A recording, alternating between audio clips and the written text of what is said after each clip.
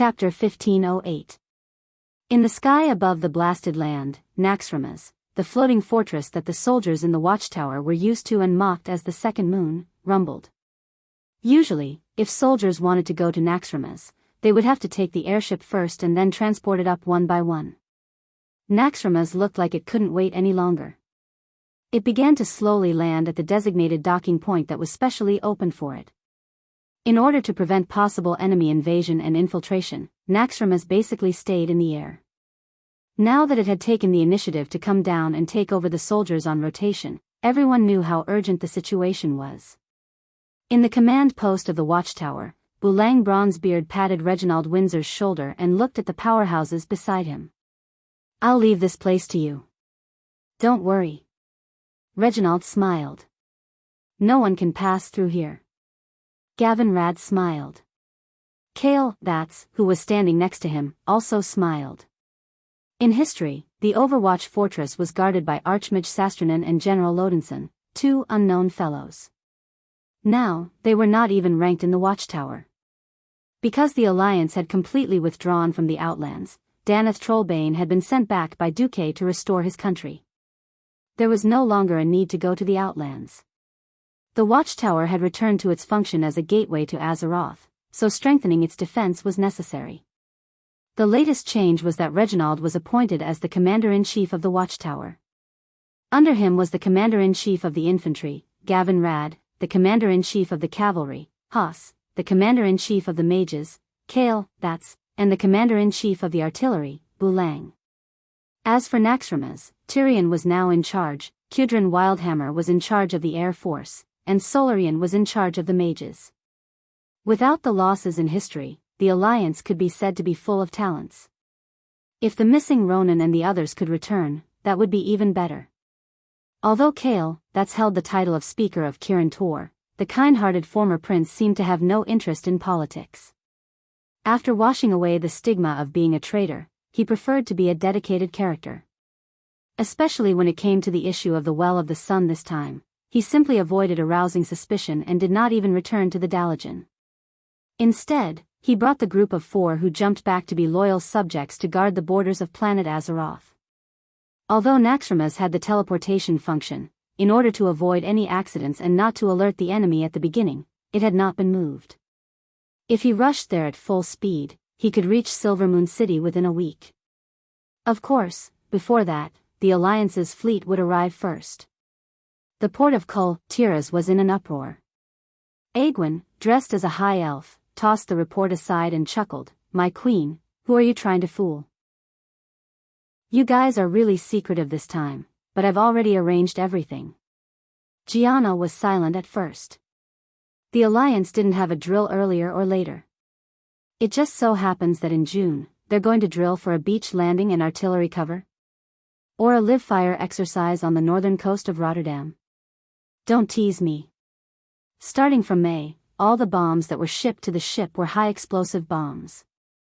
Also, do you really think I can't receive reports from Vasht's Naga troops? Jaina could only smile bitterly. Can you tell? Nonsense. Of course, I also know that the throne must have asked for confidentiality, so I won't say anything. Aegwynn was a little unhappy, but she quickly relaxed. That's good too.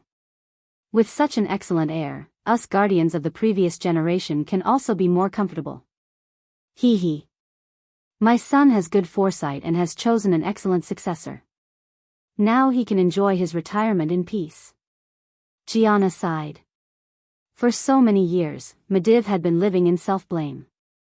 He always thought that if he had discovered Sardra's soul in his body earlier, or if his will had been stronger, he might have been able to suppress Sardra's and avoid opening the dark portal, causing a series of disasters now. He did not think that Sardra's had been causing trouble since he was still in his mother's womb. Would he really let him grow into a strong-willed man like Uther? But let bygones be bygones. Clearly, her man Duque had done a better job than Medivh and Aegwynn in becoming a guardian. At that moment, Duque had already taken Tyrion and Tyron to Silvery Moon through the portal. With Atish, a godly item with spatial properties, Duke wasn't afraid of being intercepted when he teleported in Azeroth. Sylvanas breathed a sigh of relief when she saw Duque's arrival. After Duque went out for a walk and reassured the Sin Dorii, Queen Sylvanas nervously informed him of the latest situation. Jaden has not arrived yet, but the situation at the Sunwell Highlands is not looking good. In addition to the Lord of the Abyss, we also found a blue dragon. With that, Queen Sylvanas sent the occasional surveillance images to the magic mirror. Duque slapped his forehead. How could I have forgotten about this guy? It was a beautiful adult blue dragon. His huge body faintly showed incomparably beautiful lines in the misty dark energy weapon that intersected light and darkness. It was a tension filled with a sense of power. The scales, which were as detailed as a work of art, were a beautiful sky blue. However, there were some places, such as the crown, that were faintly green. Of course, Duque recognized him. Wasn't he Calegos, who later became the Blue Dragon King in history? Guys with a little green on their heads often did not have a good ending, such as Illidan, who had pretended to join the army. A prairie on his head, that was a symbol of dark energy corruption. Oh no, oh no. Sickness must be treated, don't F** King drag it out. Ahem, that was generally true, but Calegos, Duque did not know what to say about him. Before transmigrating, the official introduction that Duke saw said, Calegos is a member of the Blue Dragon Legion. As one of the few dragon eggs that survived the destruction of the Wings of Death, he is a new generation of dragons born. He is powerful and wise, and he can quickly take charge. Sounds awesome, right? But look at his original record in history. He was shot down from the sky in Kuel Salis by the dwarves with muskets. He was controlled by a demon in the Sunwell. He was chased by the black dragons in the Cataclysm and went to seek refuge with the goblins as Hara. In the end, he found the old blue dragon Azuragos, who liked the soul healer, and destroyed the group of black dragons. He was beaten up by the Twilight Dragon, and the orange staff girl who supported him died. He was shot down by the Horde's airship during the Battle of the Amur. Deathwing instantly destroyed the Horde's airship. It was no wonder that Duque had completely forgotten about this guy. Calegos was so weak that he could scratch his feet. He was a disgrace to the dragons. Chapter 1509. If Duke remembered correctly, this guy should have come to quell the loss after the Well of the Sun was blown up by Arthas. Even if Duke rebuilt the Well of the Sun, Maligos, who was worried about the spread of the energy of the Well of the Sun, still decided to send Calegos to quell the loss. The mission given to him by the Blue Dragon King was to investigate the remaining energy of the Well of the Sun that had been destroyed by the Scourge not long ago. This was not unprecedented. After all, Illidan had used a bottle of water from the Well of Eternity to create a new Well of Eternity. Kale, that's grandfather, had used a bottle of water from the Well of Eternity to create the Well of the Sun. Who knew if there would be a second or third Well of the Sun? If history had not changed, then Calegos had transformed into a blue-haired human youth, Carrie, and searched everywhere in Kuel Salis and Lordaeron. By chance, he found a strange human girl named Anvina who lived with her parents, and they had a good impression of each other. Dragon Mage Krasis jumped out to explain that he had created an illusion to prevent the Scourge from obtaining the energy of the Well of the Sun. That illusion was Anvina. As a high-level red dragon, Anvina, although she was the carrier of the energy of the Well of the Sun, was also flesh and blood, and had feelings. Soon, she fell in love with Calegos. Calegos swore to protect Anvina's safety. At this point, the development of things should be similar to history. As for what happened next, suddenly, Khadgar's magic message arrived. It was also something that seemed to come from a floating bottle, but it described something that did not match the known history of Duque. A certain traitor, without asking, it was the Sun King who had betrayed his country, and Azeroth secretly guided a group of demons, the Eridar Gemini, to find the incarnation of the Well of the Sun, Anvina. While Calegos was not around, he used a group of lackeys to capture Anvina, and began an evil ritual on the highlands of the Well of the Sun. The purpose was to summon the commander of the Burning Legion, Jaden. And the brave Calegos bravely charged into the Well of the Sun, but it seemed that he was captured instead of saving her. After reading this, Duque rubbed his eyebrows, and could not help but sigh at the terrible inertia of history. All right, I'll report this to the Dragon Slumber Shrine. Duke turned his head and waved his hand. A magic mirror appeared out of thin air, and the red dragon symbol on the oval mirror disappeared after only 2 seconds, as if ripples had appeared on the surface of the mirror. The mirror image showed a red-haired mature woman with her arms akimbo in an S pose. Yo, Duque, is it about the thing you mentioned before? Yes, but we have a small interlude here. It seems that Calegos of the Sleeping Dragon Temple has been captured by the demons. According to our intelligence, it's very likely that he's been enslaved by some kind of will. Before Duque could finish, an angry voice came from beside Alexstrasza, that idiot. What a disgrace to the dragon race. Then, the voice cursed for a while. It was obvious that it was the blue dragon's boss, Maligos. The red dragon queen had to cast a spell to shield herself before the communication became quiet. Hey, I saw your formation from above. Aren't you afraid of scaring Kil'jaeden away? Or, what if Kil'jaeden really did descend upon them? It would be good to intercept him, but it would be bad if you play with fire. Once he successfully descends, he will definitely bring his army to the void battlefield. I don't have the time to help you besiege Kil'jaeden. Duque smiled. His smile showed the strongest confidence. As soon as he opened his mouth, his words were like iron. When you were captured, I saved you. If you want to deal with Nesario, I helped you deal with it. Even if he's as strong as Si Thun, I still helped you create a time difference on the battlefield, and even Si Thun was destroyed. When have I ever disappointed you? The red dragon queen rolled her eyes. She had an expression that said, "You're so powerful, and I'm speechless." All right. You're also a demigod who went through life and death with Azeroth. I won't ask about your backup plan. I agree this time. Oh, Maligos wants you to kill that useless son of AB *TCH as well. So as not to embarrass him. Duque shrugged his shoulders. For the time being, this could be considered as getting an imperial sword. Is there anything else? The red-haired queen in the mirror asked. Let me have a word with her. The image quickly changed, and a beautiful black-haired queen appeared. Yo, my mount, how are you doing in the void battlefield? Onyxia spat out 3 words, very boring.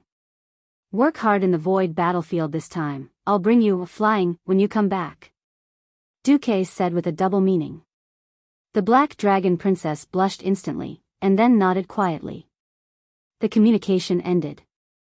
In the fortress of the void battlefield, Alexstrasza glanced at the descendant of the black dragon who had just finished communicating with Duque and sighed in her heart. Onyxia is good in every aspect, but she lacks the sense of responsibility to protect the world. She's always not motivated, so she tends to save her life and retreat in battle. She didn't expect Duque's words to increase her fighting spirit.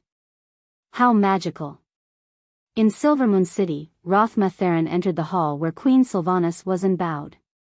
Your Majesty, the Alliance's fleet that is acting on the northern coast has received your request for help.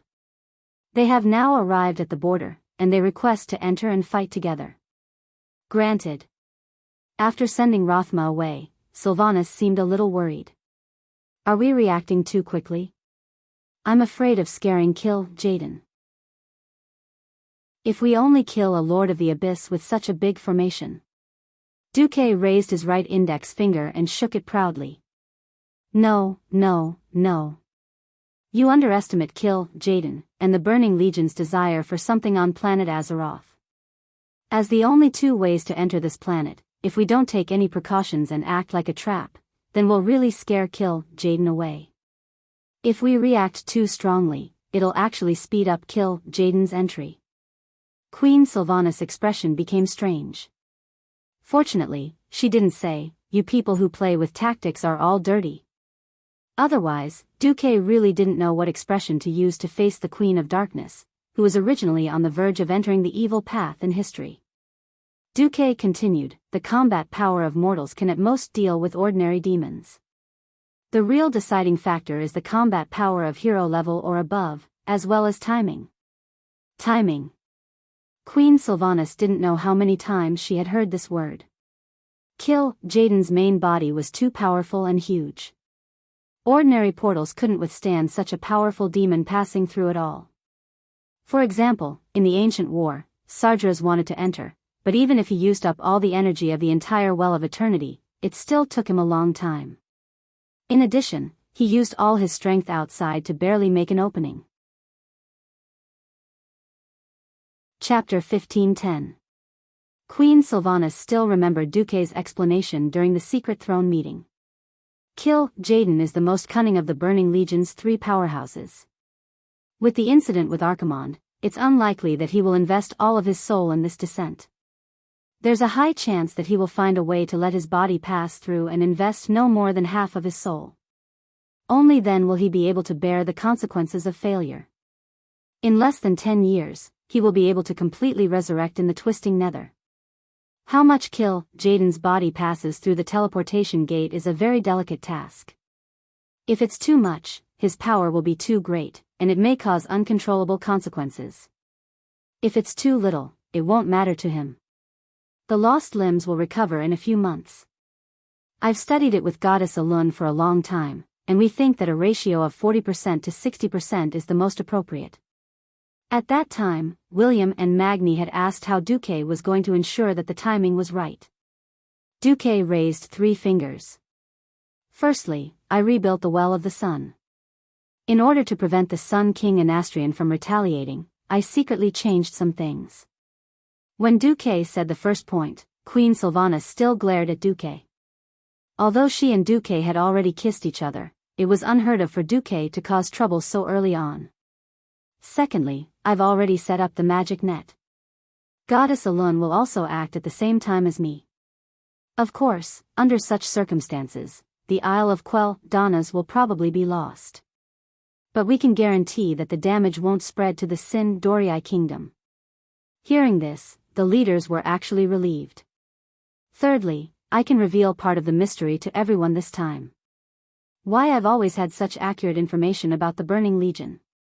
This time, everyone's curiosity was piqued. All along, the information that Duque provided about the Burning Legion had always been 100% accurate. Even if it wasn't comprehensive, at least the part that he provided was absolutely correct. This could no longer be described as investigation or spying. Sure enough, Duque confirmed their guesses. When I returned to the ancient war, I accidentally buried a chess piece. I didn't expect that even after 15 years in the Door of Darkness, when I didn't know that I would return to the past in the future, my chess piece had already faithfully fulfilled its duty and provided me with information. Of course, now that things had come to this, my chess piece's situation in the army was a little dangerous. If we can successfully ambush Kill Jaden this time, I will retrieve this chess piece in front of everyone. When Duque admitted this in front of everyone, the leaders almost fainted. This was way too awesome. He had relied on the Bronze Dragon King to return to the past, infiltrate the army, and wreak havoc on Sargeras. Even his lair had been blown up. He actually had the time to set up a spy. Based on the intelligence he had previously come into contact with, this hidden chess piece's level was quite high. Otherwise, in the Battle of Mount Hyjal, it would have been impossible to know how many leaders Archimonde had, and what skills and specialties they had. At that moment, who knew how many Alliance leaders gave Duque a thumbs up in admiration. Duque, you're awesome. You're so awesome.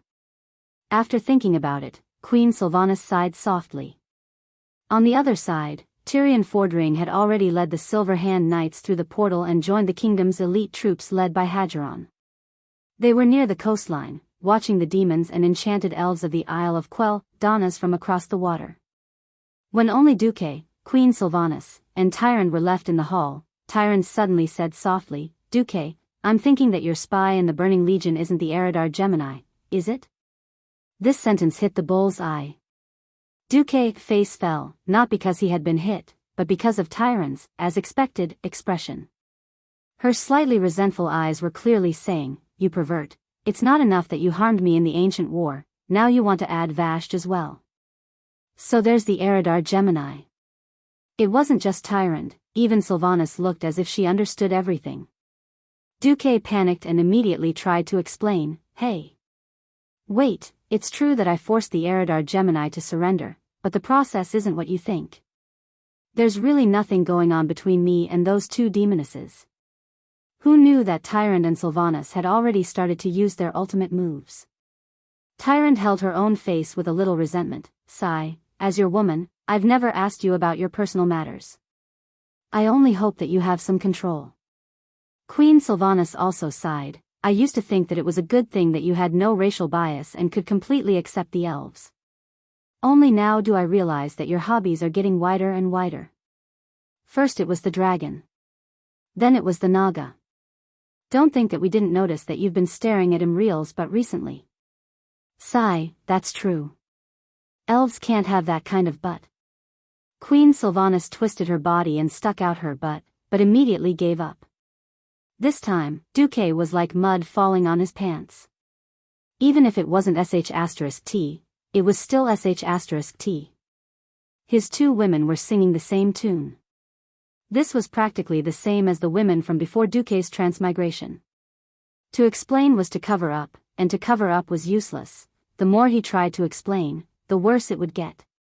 Even if Duque really had a bold idea before, he hadn't put it into action yet. Duque's heart took 100,000 points of damage, and he suddenly felt like he had nothing left to live for. Duque raised his head 45 degrees to the sky, as if there were tears in his eyes. "Anyway, I've never touched the Eridar Gemini. Believe it or not, it's up to you." With that, Duque left without looking back. Tyrant and Queen Sylvanas looked at each other. Could it be that we've really misunderstood Duque? Then, should we apologize to him? Let's finish this war first.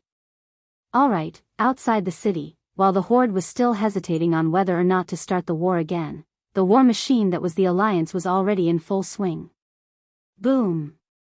Boom. Boom. Magical puppets that were almost 2 stories tall were brought out from New Silveryman's warehouse. They formed a huge line from the west gate all the way to the shore near the Isle of Quel'Danas.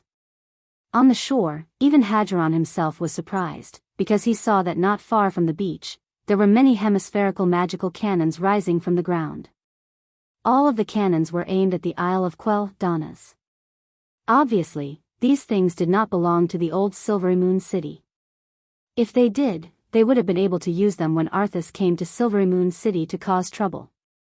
These expensive magic cannons were obviously Dalaran's handiwork just by looking at their appearance. When did they get here? Hadgeron knew about this, but he didn't know that it was of such a scale and quantity. Chapter 1511. Firearms were very costly. Ever since the destruction of the old Silvery Moon City, in order to rebuild the new Silvery Moon City, the treasury was like a rat race. The most abominable thing was that after the Sun King Anastrian committed treason, he had his henchmen steal the treasury. This was not done on the day of the treason, but after he followed the Lich King, the elves who were loyal to him kept stealing, and most of them were mages in charge of magic formations. This was also why Sylvanas did not want to please the mage faction. After being in power for thousands of years, no one could get used to suddenly changing to a lowly person. And the 4 Windrunner sisters were from the Ranger family, so the 2 factions were destined to be unable to truly cooperate. So basically, when they caught those mages, they could leave the things behind and go. Normally, when a country was destroyed, the treasury was emptied, and the collapse of the country was inevitable. But the 3 Windrunner sisters were Duque's women. Since the Dark Portal's 2nd year, the Marcus family had been collecting copyright fees, and almost all new inventions had a share of Duque. For example, the railways throughout the Eastern Kingdom's mainland were all funded by the Marcus family. Building the railways was free, and the manpower, materials, and even maintenance fees were all paid by the Marcus family. Anyone who used the railways had to pay, right? Every carriage, every pound of goods, had to pay a fare. It seemed cheap, but with the extremely exaggerated transportation volume, it was an astronomical figure. This move was learned from the Celestial Empire before Duque's transmigration. The Belt and Road Initiative was provided by him, building the railways, invigorating the economy, driving the logistics, and improving the local people's living standards. At the same time, his family's market was also monopolized by him. Anyway, the flatbread was getting bigger and bigger. Even if he ate the biggest portion, at least he ate more than before. As the wealthiest family in the world, the wealth that they had accumulated was enough for Sin Doryai to revive. Duque doted on his women, and that was how awesome he was. It was really not a joke to say that he was as rich as a country. If he ran out of money one day, the queen would make an emergency visit to Karazhan and unlock a new position. Because of this, Kuel Salas's remaining mages faction could not do much. Either they had been completely subdued by Queen Sylvie, or they had been sent to the Isle of Quel Donas to serve as food. Since all the people with different political views were gathered on the island and they had willingly become the Burning Legion's minions, there was no need to be polite. General Bright Wing, all 388 magic cannons are ready. Please give your orders. A blood elf saluted Hadgeron. The most important feature of the alliance was that the military system of each country would be unified into the alliance system. Even the military ranks would be completely changed to NCOs, lieutenants, majors, and generals. The ranks of general and below could be conferred by each country. However, the armies of each country had a unified numbering system, and all independent designations had to be reported to the alliance for approval before they could be implemented. Hadgeron sighed. The Isle of Quel Donas has been occupied by the half-demon Shadowblade elves. There are no more of our kind there. So the queen ordered the cannons to be fired at the Isle of Quel Donas. I understand. A few minutes later, there was a strange whooshing sound along the entire coastline. Looking over from New Silvermoon City, it was as if a dazzling rainbow had suddenly appeared on the shore, piercing through the sky and forming beautiful arcs. Finally, it fell into the former holy land of the elves, the Isle of Quel Donas, where the Well of the Sun was located. Rumble, rumble, rumble. Violent explosions sounded from every corner of the island. The elves in charge of watching and monitoring the results of the battle had tears streaming down their faces at some point. Their tears flowed and flowed again and again. After splitting from the night elves who rejected the use and research of magic, the high elves had lived a life that respected magic for a full 8,000 years. They had long been used to the existence of magic, to the island that was regarded as a holy land by everyone, and to the sunwell that always produced a huge amount of magic energy. But now, they were going to destroy it. On the surveillance screen, the exquisite pavilions were reduced to brightly colored debris that no longer had any artistic value. The forest path with the singing of birds and the fragrance of flowers had turned into huge craters. This was a farewell to the history of their race. In the frontline command post close to the sea, Queen Sylvanas and Lilith were silent when they saw the weeping elves on the screen. Duque said, "Now you understand why I insisted that Sin Doryai fire the first shot, right? If the Alliance's fleet fired first, Sin Doryai would always inexplicably vent his anger on them. The hellfire is coming," Lorthamar warned. On the screen, countless stone giants that were burning with green flames and as tall as a full 3-story building rushed out of the island with huge and fast steps. These war machines that had no intelligence and only had the ability to carry out simple tactics had once beaten the Alliance to a pulp. However, the era of conquering the world with one move had long passed. Let the magic puppets go up. Queen Sylvanas waved her hand. Countless magic puppets that glowed with a unique purple-blue arcane light walked out of the passageway with heavy steps, past the battle formation of the Blood Elves, and lined up neatly on the shore. The hellfire strode into the water, which was not very deep. Although there was seawater between the Isle of Quel Donas and the kingdom of Sin Doryai, it was actually a relatively shallow harbor. The deepest part was only about 20 meters. The burning hellfire rushed into the water. Of course, the demonic flames on their bodies would not be extinguished by the seawater so easily. Instead, they crazily evaporated the seawater. Plop. Plop. On the surface of the water, the position of each hellfire could be clearly seen. Because of the high temperature, a large number of bubbles appeared in the water. A few minutes later, the hellfire had already engaged the magic puppets of the elves on the shore. It was a very primitive battle without any sense of beauty to speak of. If you hit me, I'll hit you back. Generally speaking, the puppets were more quickly dismantled into parts, while the hellfire were more resistant to beatings. Holy light formation, fire. Hageron ordered expressionlessly. Half a minute later, a deafening roar came from the elves' rear formation. Large-caliber mortars were firing at them. Mortar shells filled with Stratholme's holy water began to pour down on the beach. Coupled with the water spray trucks that were temporarily modified from fire trucks, they sprayed golden water pillars dozens of meters away. For a moment, the entire shore was shining with golden light. It was a beautiful sight. In the command center, Duque secretly yawned. He really could not get excited about this kind of battle that was like chickens pecking at each other. Has our fleet arrived? Duque asked Jaina in the magic mirror. Yes. Chapter 15:12. Countless huge and long shadows swept across the surface of the blue sea. It was as if the army of angels under the throne of God had sent wave after wave of arrows raining down from the sky. The clouds were wantonly swept away, and the birds that were originally soaring in the sky screamed and fled in all directions. A griffin was flying at a low altitude, followed by a second and a third. The huge flock of griffins flew in small groups. Even though they had deliberately kept their distance, there were just too many of them.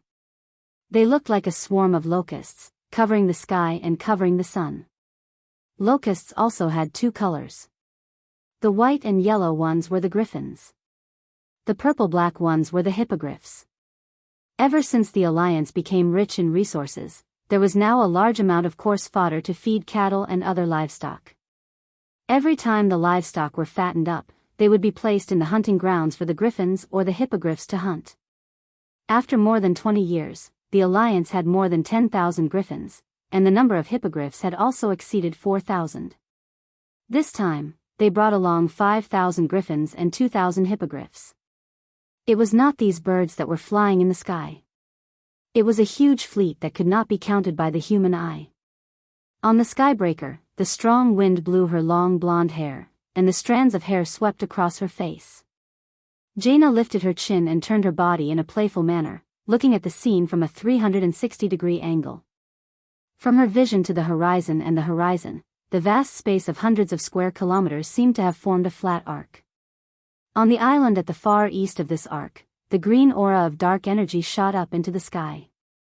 And on the land at the farthest end, the golden aura continued to flourish. Other than that, everything within sight was built by the people of the Alliance. It could be said to be the crystallization of the perfect combination of intelligence and military power, and it gave off a glow that filled one with a sense of pride. On the mainland of the Kingdom of Sin, Dorii, because the Isle of Quell, Danas was located northwest of the mainland, they could also see the huge fleet of steel ships stretching from the sky to the sea in the west. Because of the horizon, it looked like a magic trick, as battleships after battleships grew out of thin air from that line. The flying battleships seemed to be parked in midair, but in an instant, it grew larger and larger until it occupied more than half the sky. On the surface of the sea, there were even more densely packed black dots. At first, they were black dots, but when they unfurled the magical power furnaces on the warships, the runes on the defensive spell formation shone, making the warships that had long abandoned their sails seem to have returned to the olden days when they relied on sailboats to cross the sea. Duque led the Alliance into the industrial era, which was also an era of steel. When magic and technology were perfectly combined, there was a huge fleet of more than 3,000 ships. What was even more terrifying was that this fleet was not the main force of the Alliance. The main fleet of the Alliance was still on the sea opposite Kurtiras, waiting for the arrival of the main fleet of Stormwind. After all, they could not bring the main fleet to the sea opposite Rotterdam. Otherwise, it would be too fake. The main fleet was also the reason why this B squadron dared to launch an all-out attack. If the griffins and flying battleships were like locusts just now, then when the Black Fleet appeared on the sea, for a moment, the elves thought that they were seeing a school of sardines. The ships that appeared like stars because of the magic shield appeared in the vision of all the elves. The Blood Elves suddenly felt a sense of rejoice that although they were forced to abandon the olden era where magic was respected, they were fortunate to have caught the last train of the new era. The new battleships of the Alliance had long since refreshed the traditional concept of the tonnage of battleships. Once upon a time, at the end of the first battle of the Dark Portal, Aurelia arrived at South Shore with the Elven fleet, using a small frigate that was still dozens of tons. Now? Sorry. The frigates all started at 1,000 tons. The destroyers started at 5,000 tons. The cruisers had more than 10,000 tons. The battleships had more than 50,000 tons. Of course, Duque did not intend to build such a big one. However, the dwarves' craftsmanship could not reach modern standards in terms of steel quality. In order to maintain the strength of the various indicators of the battleships, everything was built thick and hard. Anyway, there was a large supply of iron ore from the tribe, and the dwarves could afford it. Then it became like this. Duque had long planned that one day, he would dismantle all those old battleships and put them back into the furnace to be remade. The first to enter the elves' field of vision were the lightest frigates. Almost as soon as they arrived, they formed a densely packed defensive formation to prevent attacks from any direction. As cannons, the frigates were not equipped with strong equipment. However, they were loaded with a lot of depth charges. It could not be helped. If it was just the Burning Legion, it would be easy to deal with them. The demons in the Legion did not like to play with water. The problem was that they still had to guard against the ancient god Zoth, who was known to have 1,000 tentacles. Historically, Zoth was still doing nothing at this point in time. However, after so many problems, Duque no longer had much hope in the goddess of destiny's integrity. It was better to always have the initiative in his own hands. First, the fastest frigates dispersed, then the destroyers, and finally the cruisers, which were mainly anti-air, protected the slower battleships as they entered the sea. It was like this on the sea, and it was the same in the sky. The small and medium-sized ships, with the larger battleships as the center, formed a three-dimensional formation. Hiss, the elves gasped. With Sin Dorii opening fire first, the Alliance fleet no longer had any reservations. Fire! Jaina ordered. The huge cannons on the battleships with a diameter of over 400 mm first let out a shocking roar. On the Isle of Quell Danas, a Shadow Blade elf asked the frontline commander Eridar Gemini. The Alliance's cannons have opened fire. We should put up a magic protection formation. Elisa's frowned. Most of the energy in the Sunwell has been diverted to the summoning ritual. Queen Saloras nodded. The important summoning ritual cannot be interrupted. Otherwise, Lord Kill Jaden will skin us alive. Then let's defend the key areas. Abandon the rest of the Isle of Quell Danas. Even though his body had become half demon, the Shadow Blade elf's face still twitched. However, his soul no longer belonged to him. The order from the demon boss must be carried out to the letter. On the entire island, only the Sunwell Highlands had a magic shield. A few seconds later, the earth shook. The Eridar Gemini's faces were filled with shock. None of the cannonballs hit the Sunwell Highlands, but they heard a rustling sound coming from the top of the hall, as if something was breaking. They looked up and heard a loud bang. A huge crack suddenly appeared on the golden ceiling, and then the left and right walls were instantly asymmetrical. The ground on one side began to rumble and sink. God, the Alliance's cannons actually cracked this place? Chapter 1513. Lord Brutalus. What do we do? The Eridar twins handed the ball to the Lord of the Abyss. A fallen phoenix was no better than a chicken. The twins, who were once Kill Jaden's trusted subordinates, were now just ordinary demons that Kill Jaden hadn't abandoned yet. In fact that the noble Eridar twins, who were good at working behind enemy lines and plotting, was reduced to a fighter at the front line was enough to prove that Kill Jaden didn't like the twins. Therefore, after the medium-sized teleportation gate was opened, the Lord of the Abyss, Brutalus, wasn't the twins in charge. This very powerful general of the Burning Legion, who had even attached a huge double-edged sword to one of his arms and a sawtooth scimitar to the other, was also a little worried. The Lords of the Abyss had always been trusted by the higher-ups of the army. They were given the position of vanguard and the authority of frontline commanders, not because they were very good at planning, but because they had a strong ability to execute orders. According to their original estimation, the weak Sin Dorii kingdom wouldn't be able to fight back at all. By the time they notified the alliance that something had happened here and slowly gathered their troops, it would be too late. Kill Jaden had already completed his arrival. Now, the situation was completely unexpected. The alliance's reaction was unexpectedly fast. It was unknown if it was a coincidence or intentional, but the alliance had directly pulled over the fleet that was doing a military exercise nearby. It had only been a few hours. No matter how one looked at it, there was a strong smell of conspiracy. Brutalus knew very well that Lord Kill Jaden had given a death order. If they couldn't hold on until the largest teleportation gate was opened, even he probably wouldn't be able to bear the consequences. Look, the Eridar twins were so spoiled back then, but now they could only be cannon fodder at the front line. If they successfully arrived this time, they might have a chance to turn the tables. If they failed, Brutalus glanced at the twins and realized that they had actually pulled over most of their souls and their main bodies. He couldn't help but mutter in his heart, these two bitches are really going all out. Pulling over their main bodies and putting in most of their souls would allow them to have more combat power after the arrival, but if they failed, the price would be even more tragic. Few demons were willing to put in more than half of their souls when it came to high-risk fieldwork like the Archerons.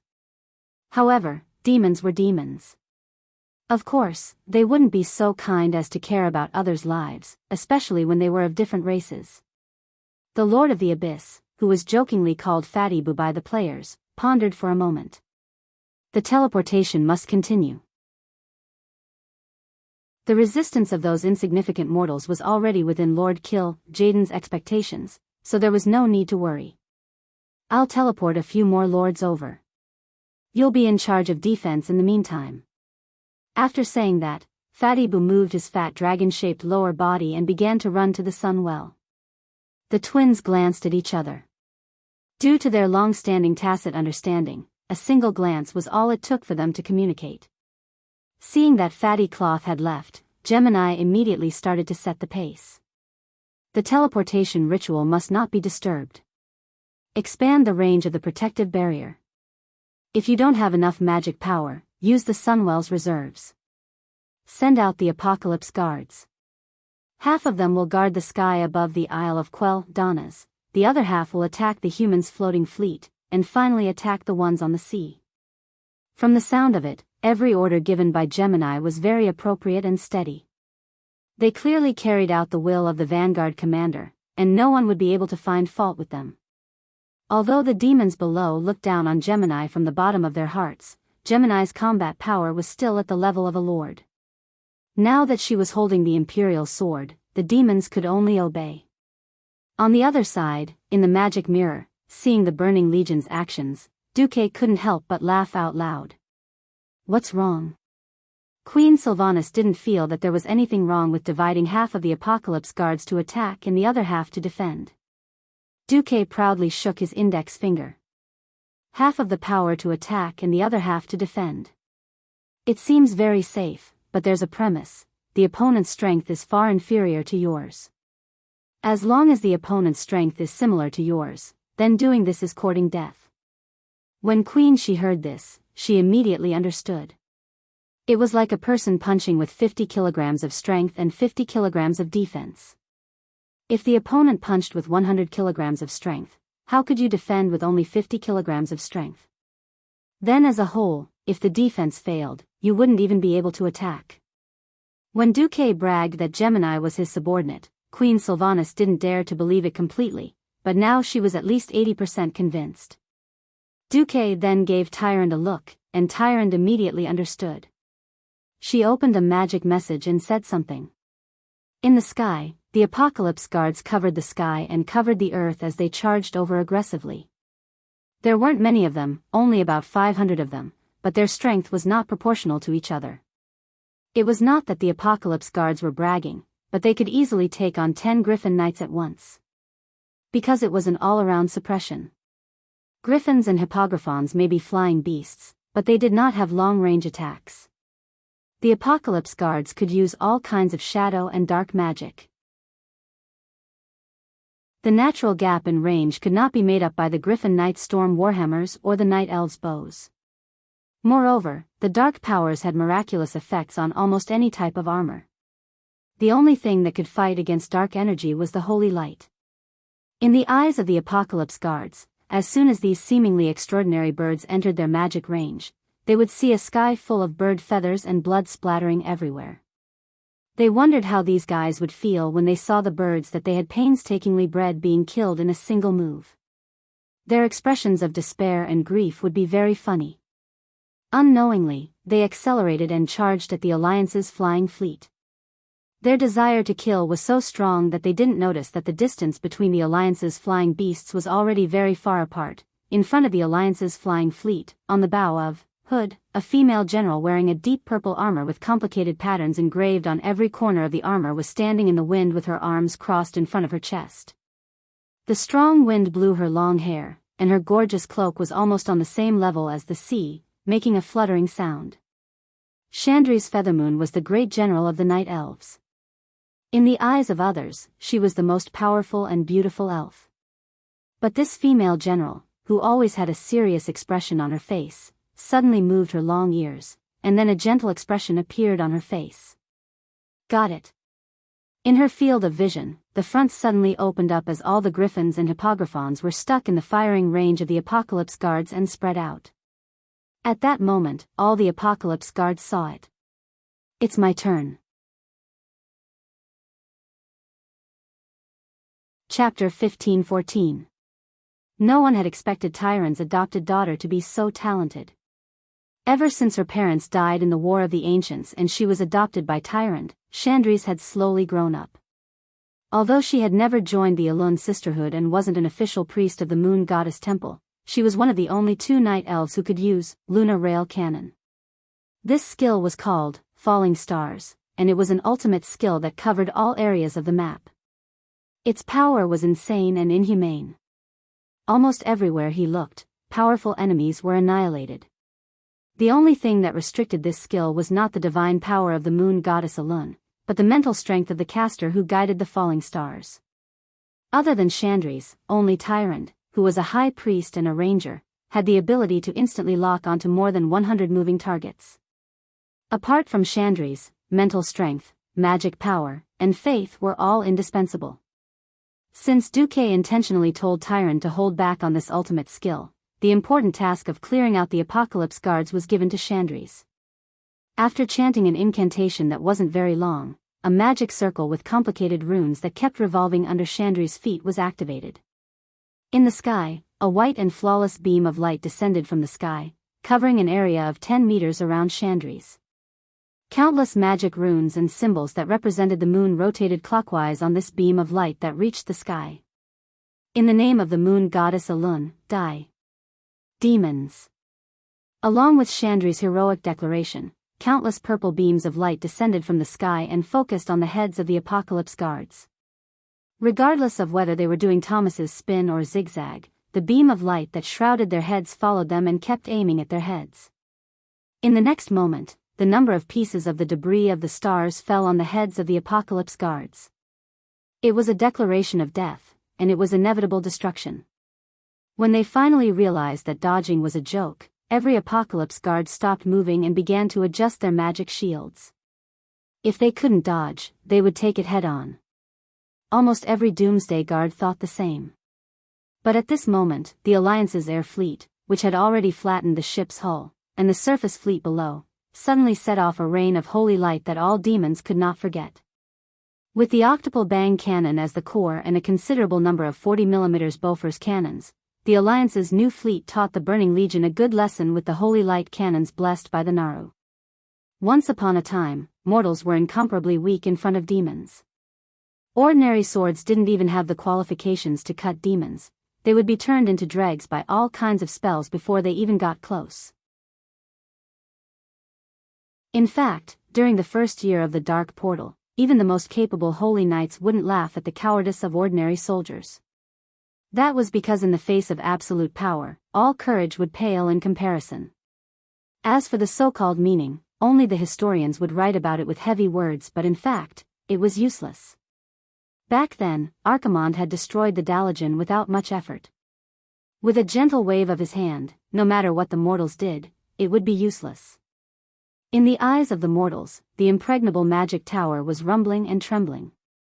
The bricks used to build it were falling apart and falling to the ground.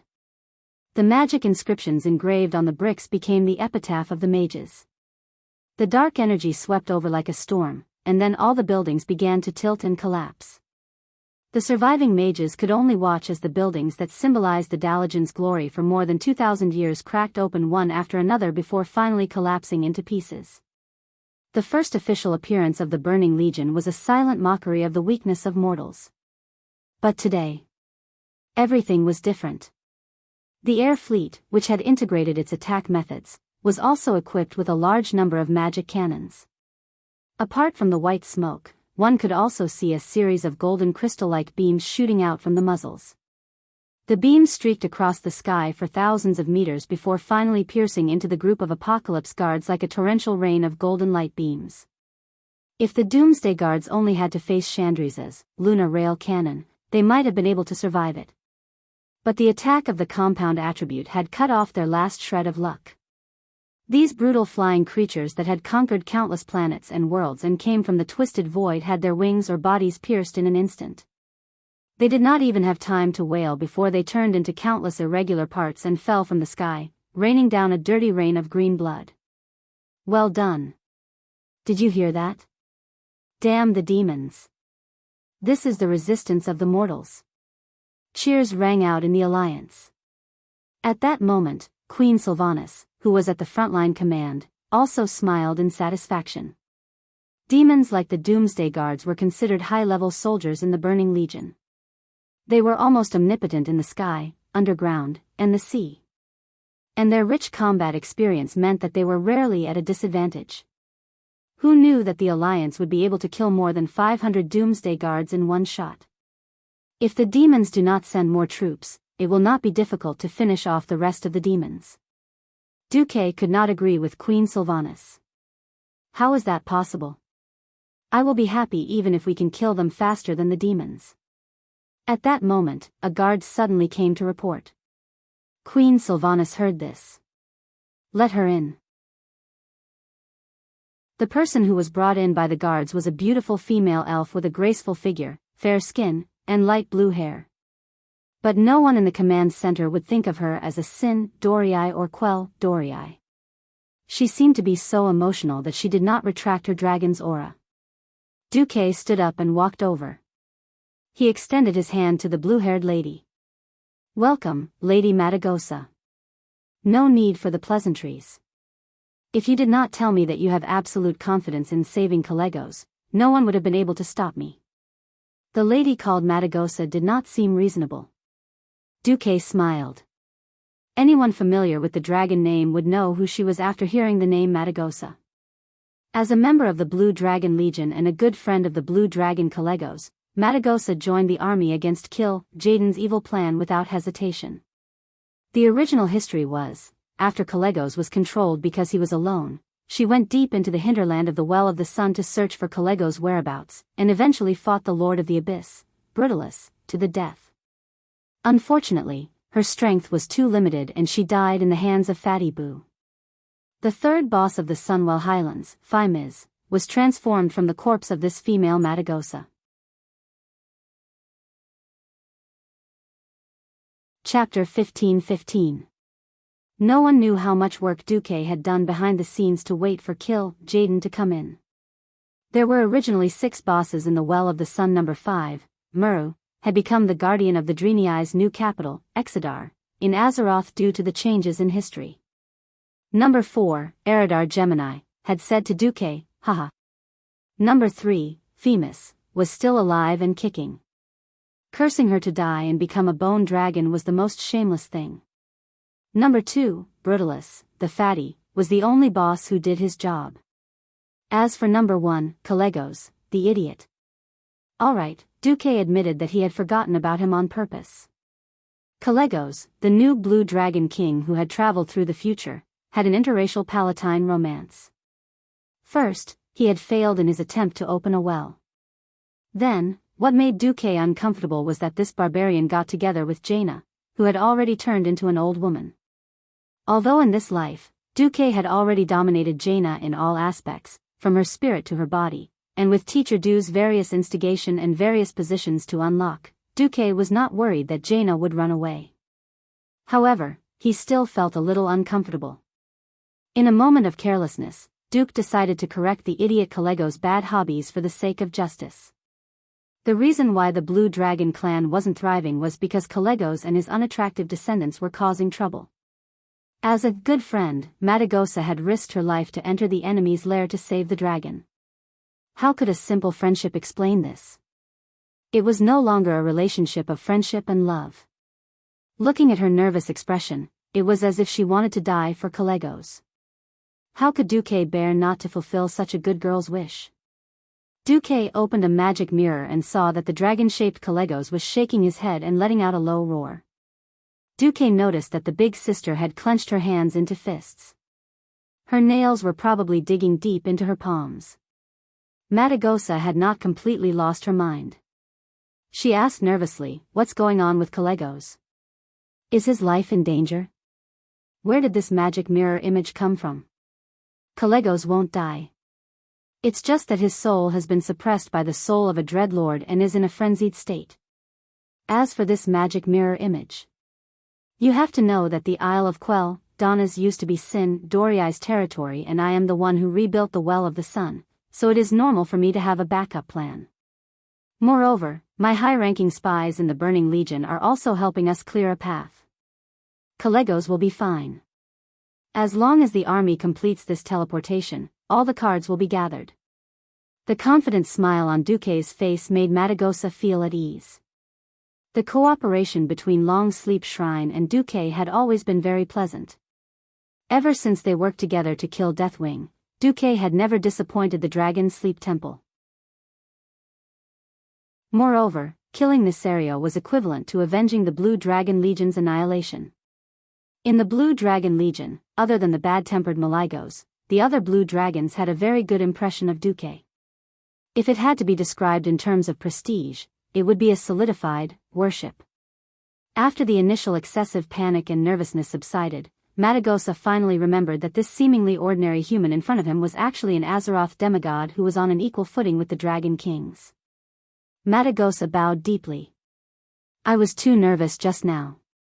If my tone offended Lord Marcus, please forgive me." "It's fine." Duque waved his hand generously and glanced at Tyrande. "If my lover was caught by a demon, would go crazy too." Big Sister Blue Dragon's face instantly turned red like a steamed prawn. She didn't notice that Tyrande had a similar expression. Tyrande really didn't know whether to feel lucky or shy. Back then, she was caught, turned around, and sent to Duque. Well, Big Sister Blue Dragon had been ignored by the players in his previous life. It could be said that her secret love had finally surfaced at this moment. Matagosa asked, "Then what should we do now?" Duque smiled. "The best hunters should learn patience. Even if we do nothing now, our hounds will still send the prey into the range of our hunting rifles." As if to prove this statement, the Sunwell was in a mess. The first Apocalypse Guard Brigade has been wiped out. Should we send the second Apocalypse Guard Brigade?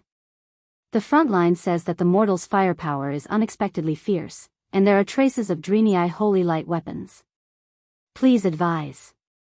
In the command post of the Sunwell, every Eridar warlock in charge of communication unconsciously had a tone of nervousness and panic in their words. At this time, it should be Fatty Boo. Apart from him, there was no one else in the entire Sunwell who could hear the footsteps that sounded like an earthquake.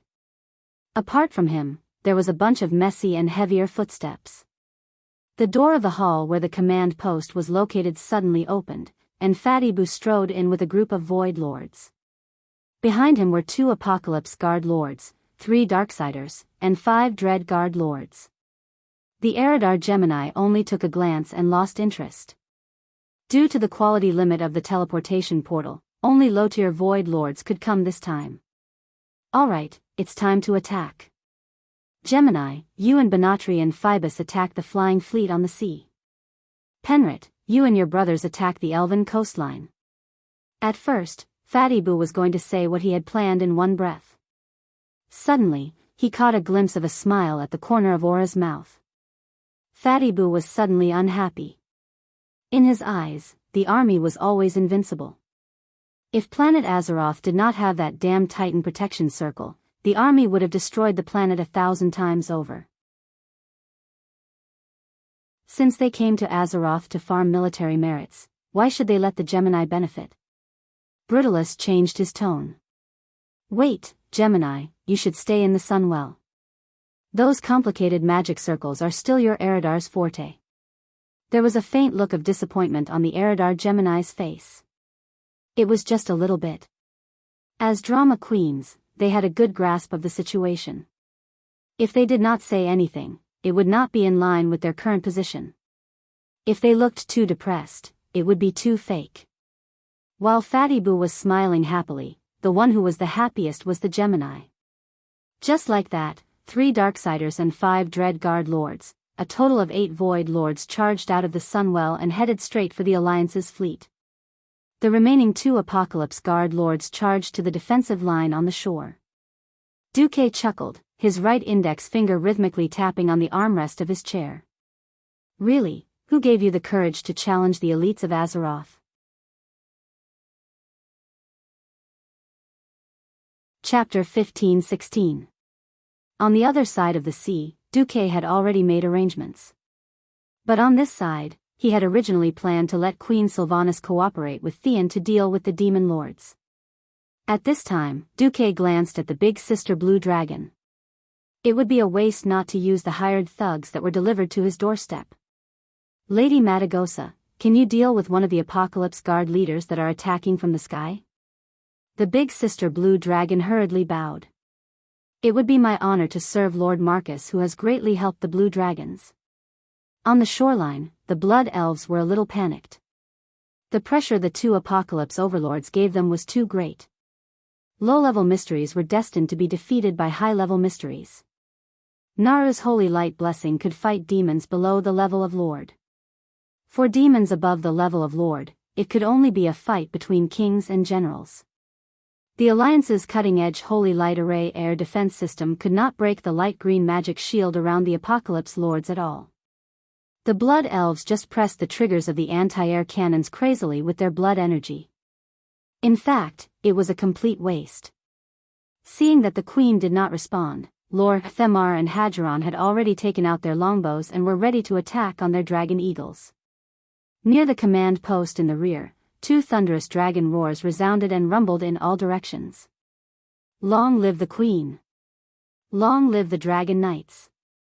In the open space next to the command post, 2 huge and elegant creatures spread their wings. The former fallen red dragon Veristaz and Matagosa, 1 red and 1 blue dragon, were ready to fight. Veristaz had been tricked by Nefarian, the black dragon prince, and his strength could no longer return. His current strength was only at the level of an adult dragon. He could not return to the level of an ancient dragon. The dragon alone was not even as strong as Matagosa. However, the old red dragon was just a mount. If they really fought, they had to count Queen Sylvanas on his back. Queen Sylvanas' eyes were like lightning, and her face was frosty. She held the strongest epic bow in this era, Dark Bow of the Betrayer, which she had taken from the treasury of Illidan's Darkness Temple. If the bowstring was removed, this longbow would look more like a crescent moon. Apart from having the most powerful long-range attack bonus, it also had close-range combat effects. On the body of the bow, the upper and lower ends were like 2 long crescent blades. At the front of the grip, there were 3 sharp blades extending out, like the blades of a fist. The back of the grip was directly connected to a typical gauntlet. As long as Sylvanas willed it, it would become an incomparably sharp melee weapon. Under the hood, her long blonde hair slightly flowed out. Together with the black and gold-edged cloak behind her, Queen Sylvanas looked valiant and full of fighting spirit. Go! Valistaz! The old red dragon roared again and flapped his wings. Although the surrounding elven guards had long since left, the sand and stones raised when the dragons took off were still like a sandstorm, rolling up debris all over the sky. When the two dragons flew into the sky, debris fell like rain. Hadgeron and Lor Themar looked up at the two pairs of dragon wings that covered the sky and the sun rising higher and higher. When the shadow of the dragon wings almost covered a small square, both of them slightly opened their mouths. The massive crimson dragon looked like the most gorgeous work of art. Almost every blood elf warrior was looking at the sparkling red scales under the sunlight with a look of worship. Her scales reflected the sunlight, making Queen Sylvanas look like she was enveloped in a halo of sacred and inviolable flames. As expected, Sylvanas is the true pride of us elves. Hadgeron's voice sounded like he was in a dream. Yeah. Lor Themar felt the same way. The two dragons and the dragon knight flew to the Lord of the Apocalypse and stopped 300 meters away. Queen Sylvanas raised her head and looked at the demon lord in the sky with her icy eyes. Insignificant mortals. Kneel. Ah. Queen Sylvanas was not happy with the demons of the Burning Legion. Although the mages' faction was meant to be a group of traitors, and they were meant to be killed together, she was still unhappy. Queen Sylvanas pointed with her boots, and Valistaz immediately understood. After being saved from the Fallen, he was much weaker in a prolonged battle, and his instantaneous explosive power was not strong either. It might be a bit difficult for him to bully a beginner-level Void Lord. Don't forget that there was still Queen Sylvanas. She drew her bow and knocked an arrow. Her movements were so smooth. If Queen Sylvanas had only touched the threshold of a demigod when Kiraj and the Sword Emperor fought, she was already half a step into the demigod realm now. Duke now had so many genuine demigods in his hands, and whenever he had the time, he would feed Queen Sylvia's moves. Other than Onyxia, who had a hard time holding back in her dragon form, the twin emperors and Vashti were the best candidates. This was especially true for Vashti, who taught Queen Sheila her thunder arrows without reservation. Therefore, when the arrow in Queen Sylvanas' hand lit up with lightning that even the sunlight couldn't cover, the Apocalypse Guard was dumbfounded. Valistaz took the opportunity to pounce. His 4 dragon claws immediately suppressed the Apocalypse Guard's limbs, and his dragon mouth was about to bite the Apocalypse Guard's neck. For the Apocalypse Guard lords who had thick skin and flesh, this was not fatal. What was truly terrifying was that Queen Sylvanas, who was on the dragon's back, leaned out at this time and shot a close-range shot into the Apocalypse Guard's silly mouth. Asterisk boom. Asterisk with a bang, the original position of the Apocalypse Lord's head was instantly replaced by an extremely dazzling purple-blue lightning. On the other side, while Martigosar and the other Apocalypse Lord fought fiercely, the situation on the sea also changed. At first, not many lords noticed that some mysterious power had instantly pulled the entire sea level down by tens of centimeters. Soon, a white line visible to the naked eye suddenly appeared on the surface of the sea between the fleet and the Isle of Quel Danas. When the sea cracked and split to the left and right in a rumbling sound, a deep valley and 2 parallel waterfalls were revealed. Millions of tons of seawater poured down from the cliffs on both sides. With the help of binoculars, the Alliance soldiers could even see the situation at the bottom of the sea. In the shallow sea area that was not considered deep, a 6-armed female Naga coiled her snake tail and sat upright on a coral reef at the bottom of the sea. There was a clear mockery on her beautiful face. Azeroth is the territory of us, the Azeroth creatures. Go back to where you came from. Then, the Alliance soldiers saw a strange scene that they would never forget for the rest of their lives. Vashti's true demigod power not only divided the 2-kilometer-long sea into 2, but also suddenly rose with her as the center. 2 huge sea tornadoes with a height of 1,000 meters suddenly rose. The huge waves immediately covered the 8 demon lords. The violent water current, with the impact of thousands of tons, forcibly pulled all the demon lords to the bottom of the sea.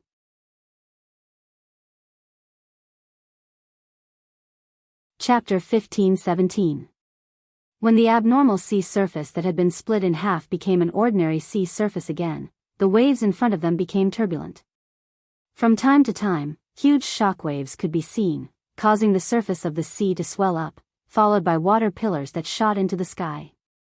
The naval officers and soldiers of the Alliance, mainly made up of the courtiers and storm people, felt that their vision was a little blurry.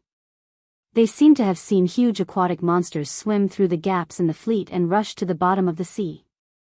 Another Alliance officer swore that he had seen giants at the bottom of the sea in the shallower waters. Hee. You don't know. That's another batch of Naga who have been reformed by Lord Marcus and pledged loyalty to the Alliance. This Storm Naga clan is stronger than the ones from back then. There's also the loyalty of the giant fish and the leader of the deep sea giants. I heard that the female Naga called Celia has the strength of a demigod. Wow. That's amazing. The Alliance soldier, who had just returned from the outer realm, boasted proudly. The recruits beside him all listened with great interest. The fierce battle at the bottom of the sea extended from the shallower areas to the even deeper trenches on the north and south sides. Soon, the churning of the sea gradually calmed down. It was unknown whether it was because the water was too deep and the fluctuations below could not affect the surface of the sea, or because the battle had come to an end. In Sin Doriai's command post, Tyron sighed softly, "You've really picked up a big bargain. A dignified demigod brought so many powerful subordinates to stick to you." The corners of Duque's mouth twitched. He was instead interested in sensing the battle underwater with the magic net. In the deep sea, observing the enemy with the naked eye was a joke. When the turbulence of the elements and the deliberately muddy water mixed together, the demon lords who were not familiar with underwater battles were destined to end tragically. Moreover, only the top high-ranked void lords could withstand a demigod powerhouse, and it had to be in a relatively advantageous terrain. The sea was the home field of the Nagas. As long as Zoth did not come out to cause trouble, Vashti was almost invincible. Zoth would not dare to come out. After all, Vashti was only dealing with a few low-ranked void lords who did not have eyes. It could not be considered as using her full strength. Moreover, the Alliance's side, Duque and Alun had not really made a move yet. If he ran out to ambush Vashti, it would be equivalent to foolishly taking the blame for the Alliance targeting Kill Jaden. The most cunning Zoth would certainly not do such a good thing at his own expense. Duke didn't intend to let Vashti go all out. She and the leaders of Serpent Temple were here to hold the fort. To be honest, small matters such as beating up the demon lord could be left to the three leaders, Yesler, Morogrim Tidewalker, and the unstable Hydus. Apart from the initial move to pull the demon lord down, Vashti was just watching the show. Even the Deepwater Lord, Karathras, just stayed by her side to guard. Above the water surface of the outer circle of the Isle of Quell Donnas, after Queen Sylvie dealt with the Doomsday Lord, she directly drove the red dragon to circle around the outer circle of the island. Now, her thunder arrows could guarantee that within 1,000 meters, any enemy that was commander tier or below that appeared in her field of view would be instantly killed. Once upon a time, they were obsessed with using magic to destroy the enemy. Now, it seemed that this kind of violent and beautiful chain of arrows was equally exciting. Originally, Queen Vashti's attack power was limited by the number of arrows. Ever since Queen Vashti broke through, she began to turn to elemental control. Now, unless it was a strong enemy, she would not use the arrows in the quiver on her back.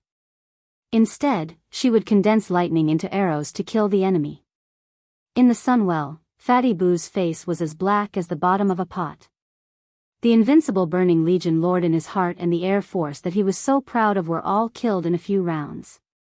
It was a slap to the left and then the right. He had no interest in recruiting more demon lords. The size of the portal limited the level of the lords that could come. Continuing to pull people over at this stage was more like giving experience to those insignificant mortals. Gemini, if there are more cannonballs coming, fly up and shoot them down. We'll bear with it and switch to a strategic defense.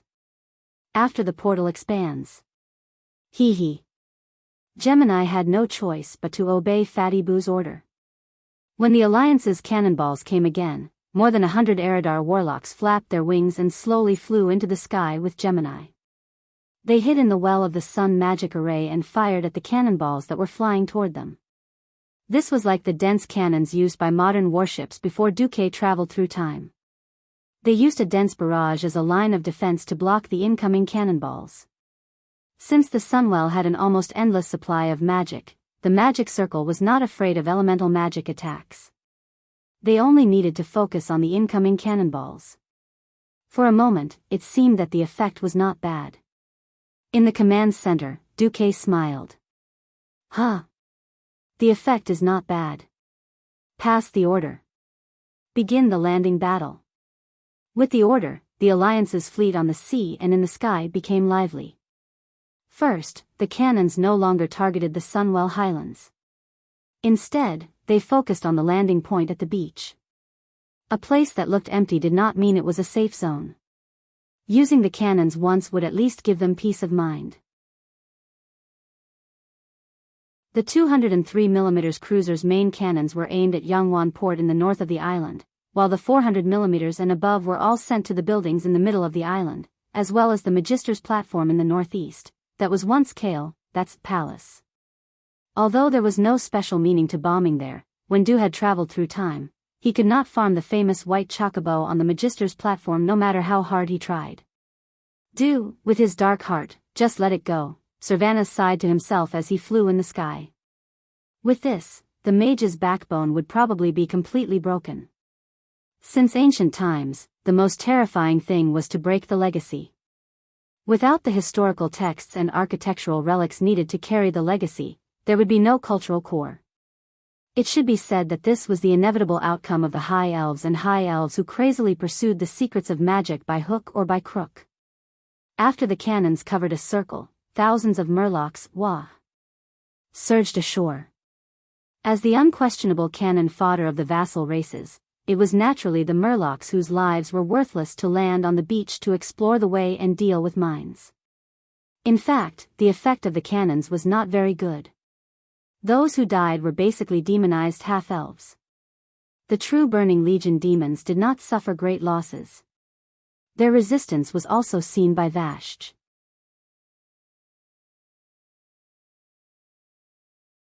Chapter 15-18.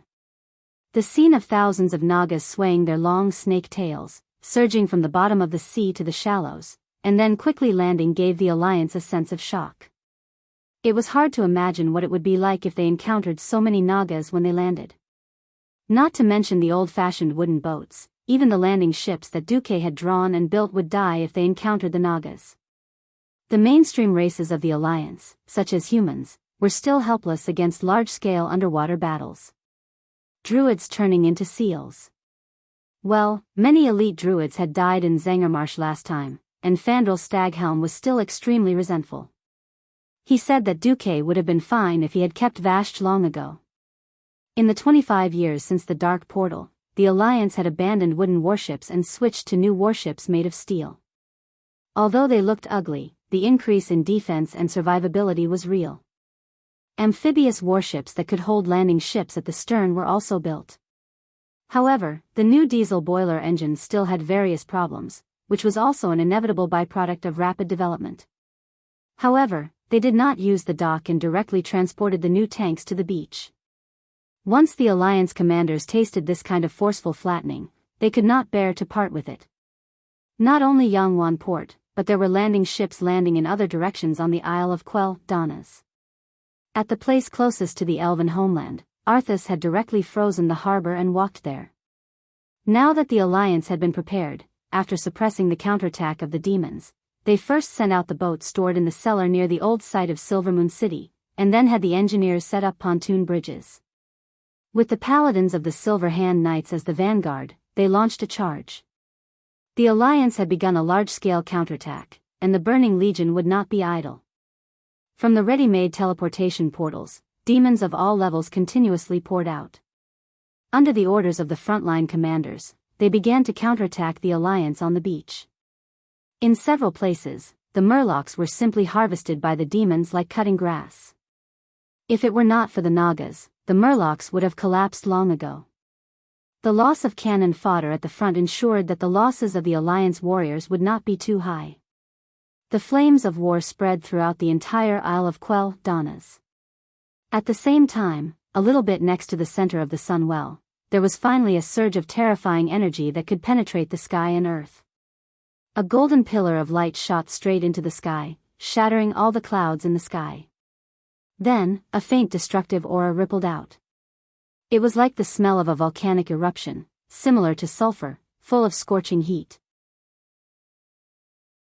Along with the scorching heat, there was also a familiar evil aura, the demonic aura of the highest level of demons. He could totally imagine Jaden already waiting on the other side of the portal. In the command post, the Alliance leader was in a video conference. Duque held his chin with one hand and said with a faint smile, "Has it finally begun?" Then, Duque glanced at Madagosa, who had already dealt with his opponent and returned. Looking at that restless face, Duque said, "Looks like you won't wait too long. How about this? You have to swear the Dragon King's oath that you can only fight in your human form. Only then will I be able to let you in." "Why?" Madagosa asked. Duque snapped his fingers, and a three-dimensional map of the Sunwell Highland appeared in front of everyone. This is the latest information. The entire Sunwell Highland had actually been enhanced by an extremely powerful spatial magic array. There's only one way to get in. Jaina, who was in the magic mirror, asked, "Even you can't break a way out?" "It's not that I can't, but it'll be very dangerous. This is an extremely clever reinforcement based on the protective magic array that the Sun Well has been building for thousands of years. Be it the Sun Well or the Well of Eternity, they're essentially elemental energy overflowing from the planet Azeroth. The so-called bottle of water from the Well of Eternity turning into the Sun Well is just a prelude. Forcibly destroying this array is very likely to mean another big explosion." Duque's words made all the leaders feel a little uneasy. 10,000 years ago, the Well of Eternity was blown up, and as a result, the mainland collapsed. What about this time? Apart from Queen Sylvie, who was fighting outside, the three Windrunner sisters were all nervous. Duque shrugged. Once the Sun Well explodes, at least the mainland of Sin Dorii will be finished. It might even affect Rotterdam. Of course, I reckon it probably won't blow up New Rotterdam, but Stratholme is a little dangerous. The Alliance leader's scalp went numb, and he jumped up. "If it's so dangerous, why did you have to use the Sun Well as bait?" Aurelia said, "First of all, how to deal with the Sun Well is the internal affairs of the Sin Dorii kingdom. The Alliance has no right to interfere. Secondly, I reckon Duque didn't expect it to turn out like this." Duque went with the flow. "I didn't know the Burning Legion's spatial magic would be so terrifying either. Magic is indeed a very deep subject. Even I, a demigod of the weave, can't understand it." Duque glanced at the big sister blue dragon. "Okay, speaking of which, because of the spatial magic array, the space in the Sun Well is very limited. According to the intelligence, the blue dragon Calegos is guarding the first pass. The space there really isn't big." As Duque brought up the circular platform where the first elder of the Sun Well was, Madagosa frowned. It was a place with a diameter of less than 300 meters.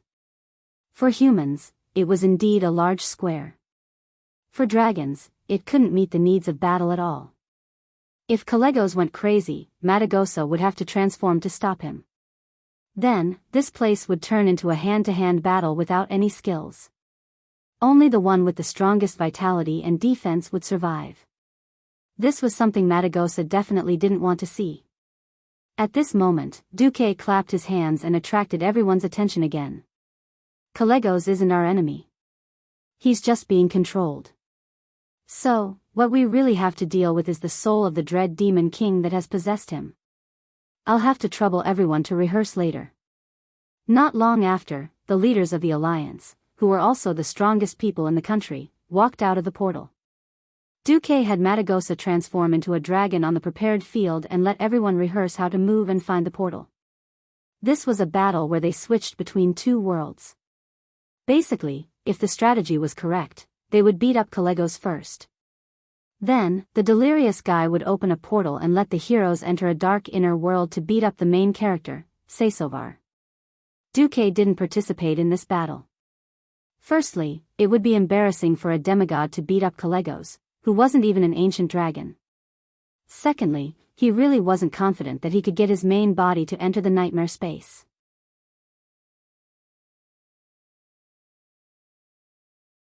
Chapter 1519. The demigod's spiritual power was so powerful that it might even blow up Calegos' spiritual world. It would not be good if the Blue Dragon King, who was supposed to be the backup, became retarded. Speaking of which, to be controlled by a mere dreadlord, Calegos was quite a scumbag. Do you want to see if Uther can be easily controlled? Even though there were two famous cases of control in history, Sidan Dathrahan was defeated by the dreadlord after he was left alone, and his body was controlled after he died. Alexandros Mograine was killed by his son's betrayal, which was why he was controlled. Arthas' worldview was destroyed by a series of conspiracies, and he finally fell. How could he be controlled like Calegos as soon as he entered the arena? It couldn't be helped. Duque didn't like the Blue Dragon King Malygos.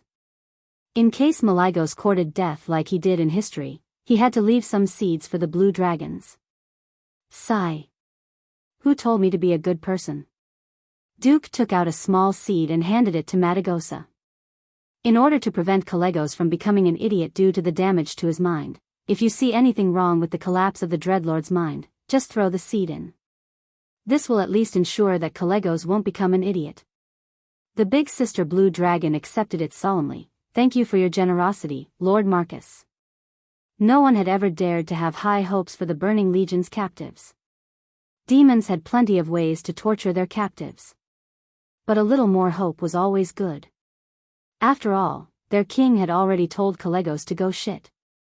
They could only rely on this demigod in front of them who had a good relationship with the dragons. Suddenly, as if out of nowhere, Duke said, "Yes, Madagosa, you like Calegos, don't you?" The big sister blushed and stammered, actually, we are very, very good friends." She didn't dare to say that she had a crush, and it was too light to say that they were friends. In the end, they became very, very good friends. Duque was speechless at the thought of how two dragons could be so shy when talking about feelings. "Alright, let me, help you." Duque seemed to hesitate for 2 seconds before saying, "Actually, I know that Calegos is a little eccentric. He prefers human females, or at least females with the appearance of a human female. Why don't you change into a human woman's appearance for me to see?" His instinct still wanted to deny it, but in the end, Madagosa was still bewitched. He activated the ultimate transformation spell and turned into a human female. The contours of the face can be softer here, and the corners of the eyes can be slightly elongated. With Duque's instigation, it was as if he had become the most awesome plastic surgeon in the world. In the end, he made Madagosa look like an intermediate version of Anvina and Jaina. Will he really like my appearance? Yes, that's right. I bet on it. I'm sure Calegos will like you very much after you save him. Really? I'm sure. Alright, time to go, let's go. Madagosa, save Calegos. Then fulfill your dream. Then, Madagosa really ran off to prepare for the attack. This scene stunned Tyrande and the other onlookers at the side. How did the great cause of fighting against the Burning Legion become a blind date? Duque's words scared the leaders of the alliance. Don't be fooled by Calegos' funny face. He's a blue dragon with the potential to become a dragon king. Of course, he's not as good as Malygos, but we have to be prepared. The planetary protection array formed by the 5-color dragon kings must not be lost. Killing the Wing of Death, Nesario, in advance resulted in the direct weakening of the planet's defense array. This evil consequence had long been reflected. In the past 10,000 years, the array had been weakened. Fortunately, Duque had coaxed Onyxia to work recently. Although she was still not as good as the real Black Dragon King Nesario, at least she had reassembled the 5-color Dragon Kings. It was better than when there were only 4 Dragon Kings left. Otherwise, when the pressure increased, it would be easy for them to collapse. In history, it was also when the few dragon kings were almost dead that the Burning Legion launched a full-scale invasion and used interstellar battleships to parachute in. In the following time, the Eridar Gemini used more energy from the Sunwell to strengthen the protective array of the Sunwell. If they wanted to break an opening, they had to crack the magic array very close to the gate. This was not easy. The Burning Legion's resistance was very fierce. The Alliance had reached the beachhead, but every inch of land had to be fought over repeatedly. There were a few space portals in the Sunwell, and elite demons were continuously sent over. If not for the paladins at the front line and the fleet's crazy support with holy light cannons, the old Alliance might have suffered great losses. After all, it was a battle that had to be fought with human lives regardless of whether they could win or not. In history, it was the Draenei led by Willan who formed the Shattered Sun military organization and attacked the demons of the Legion with all their might. After all, in that period of history, the human paladins had declined a little, and there were not many capable powerhouses. But in this life, there were too many changes. The paladins at the front line were still the paladins, but now there were three: the human Silver Hand led by Tyrion Fordring, the Draenei paladins led by Garrison Officer Merid, and the Blood Elf paladins led by Countess Riadaline. The three paladins took turns to attack. Together with the elite infantry of the Alliance, the rangers trained by the Windrunner family, and the Dalajan mages, the battle was truly spectacular. On the battlefield, the Alliance seemed to have suffered heavy casualties. In reality, Alliance soldiers could be seen dragging their comrades back. As long as they did not die on the spot, the priests could basically save them. After 7 days of continuous attacks, not a single Alliance army lost more than 20% of its people. However, although the front line was very lively, this was actually a low-intensity war. This was because the Lord-level demons never stepped out of the magic array of the Sunwell again. Even the newly teleported demon lords all hid in the magic array and did not come out. A group of demon lords blocked the door. Even if the magic array was forcibly opened, ordinary troops would not be able to rush in. In fact, everyone was waiting for Duque's orders, but Duque was waiting for the progress of Kill Jaden's arrival. This formed a strange situation. Counting from the time the Sunwell was taken, when the sun rose on the horizon on the 7th day, the flying fortress Naxxramas arrived. Attack with all your strength and put some pressure on the egg.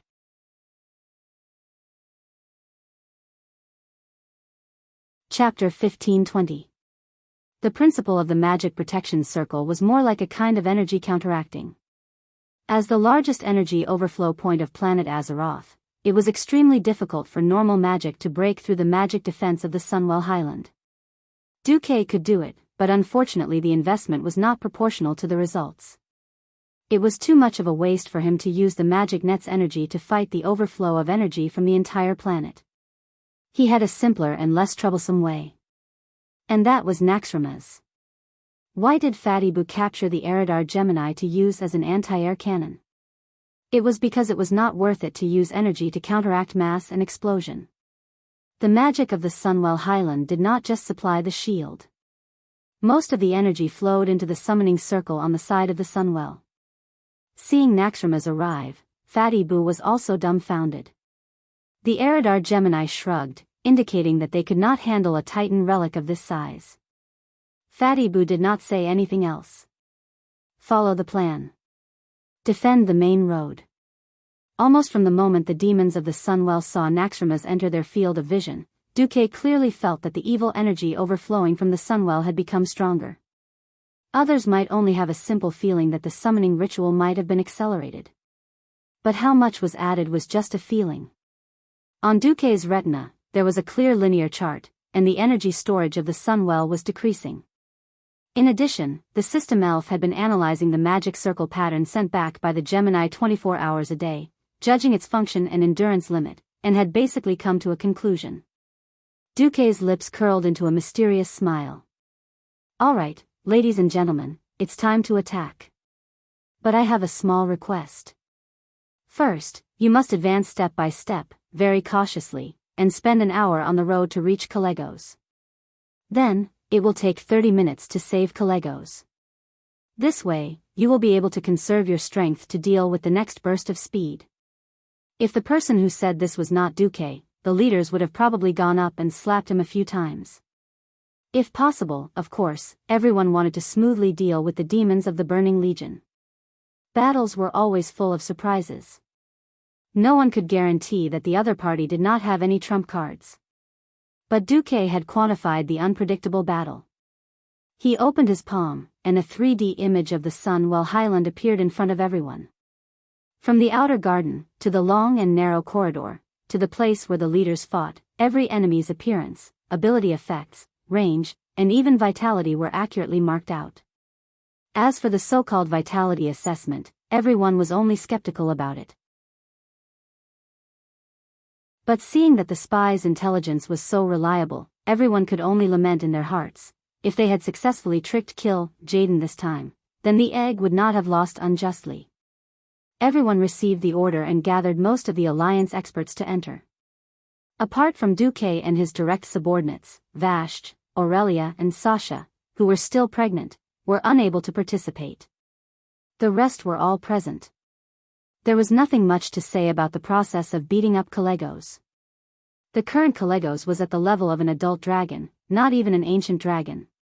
In terms of strength and difficulty, there was no way he could compare to the strengthened version of the fallen Veristas in Blackwing's nest. What's more, his admirer, Matagosa, was holding the fort. If they couldn't even win against him, then the Alliance's powerhouses should all hang themselves.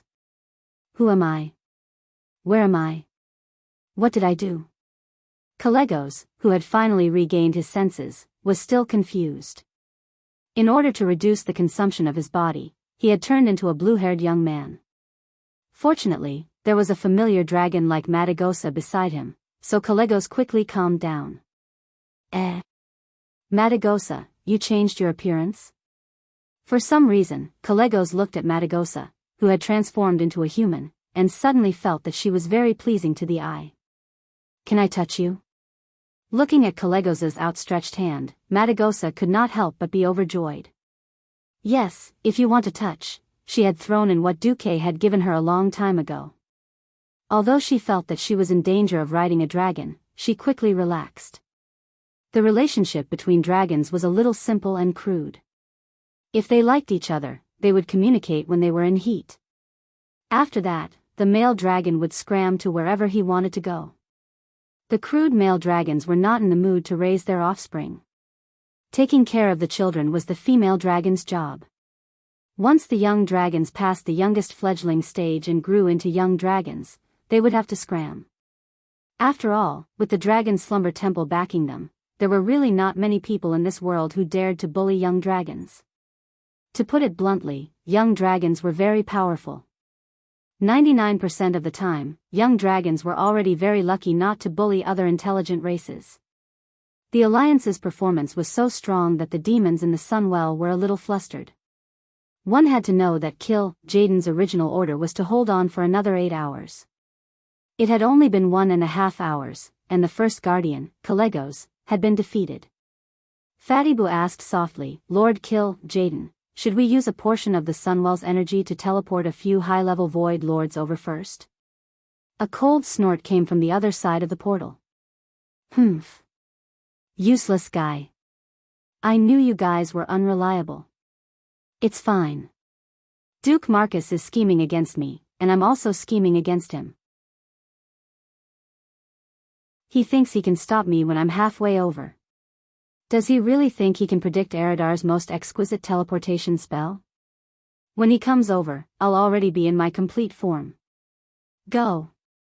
Brutalis, as long as you hold on for another half an hour, it will be a complete victory for the Burning Legion. As the voice trailed off, 2 huge red palms with sharp black nails suddenly reached out from the portal. The size of the red palms was so large that it looked like it could easily squeeze a lightweight light tank in its hands like a fitness ball. The palms were trying to pry open the portal that was originally only 10 meters in diameter. The sound of the dimensional barrier cracking and tearing echoed throughout the hall. However, the Eridar twins who were waiting at the entrance of the hall were shocked to find that they did not feel any increase in the dark energy overflowing from the hall. This was the scary thing about Kill Jaden. In terms of perception, it was like an old bull starting to drag a cart and slowly accelerate. In fact, Jaden was already whipping the horse, completing the construction of the portal at the speed of the warhorse's sprint. This move of the Burning Legion's commander shocked every demon present. To be able to instantly release a terrifying power that could tear a large area of space apart in a mere haul, how powerful must one's control over space be? They really wanted to say that what they saw and heard were all illusions. But right now, the massive energy of the Sunwell was under their surveillance, turning into specks of light that dissipated into the teleportation magic circle. There was really no way to fake it.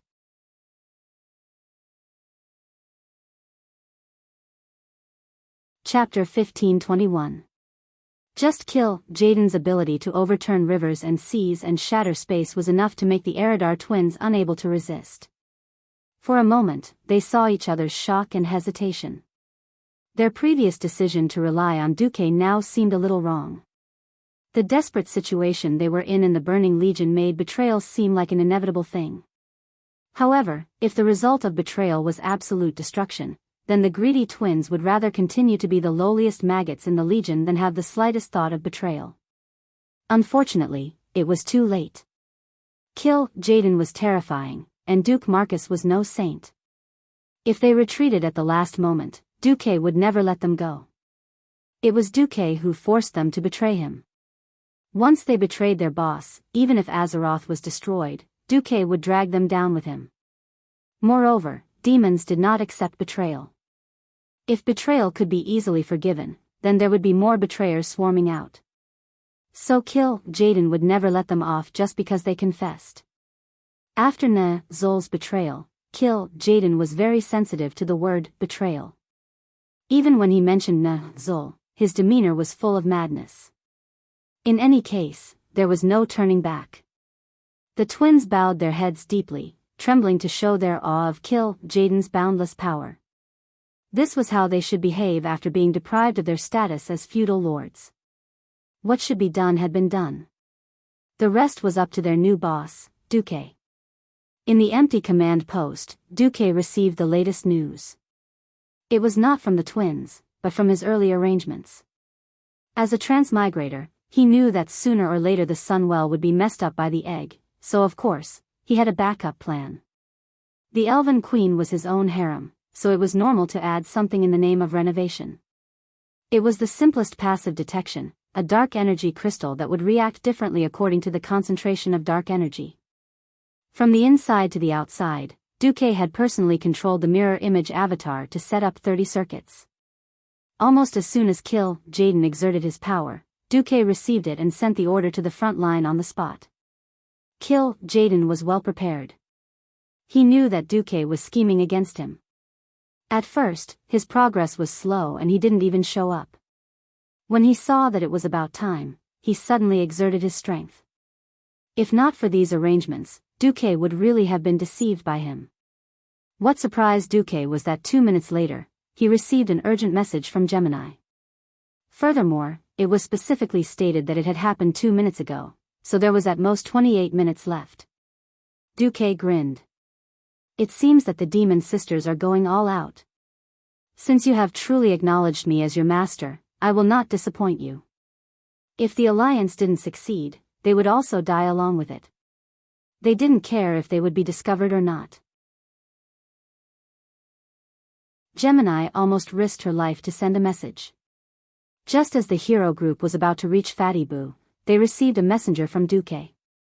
It was a very special messenger.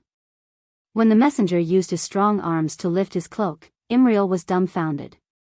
She could recognize this guy even if it took her a long time to do so. Years ago, when he destroyed Shotrath City, his strength and brutality were incomparably famous in the entire Drenii circle. He was none other than Master Howl, Grom Hellscream. For a moment, Imriel almost jumped on the spot. But she immediately realized that this Lord Howl was not a living person.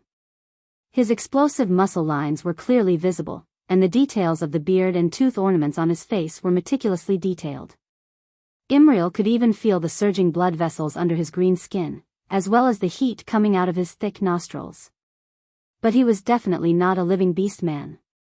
His body was too perfect.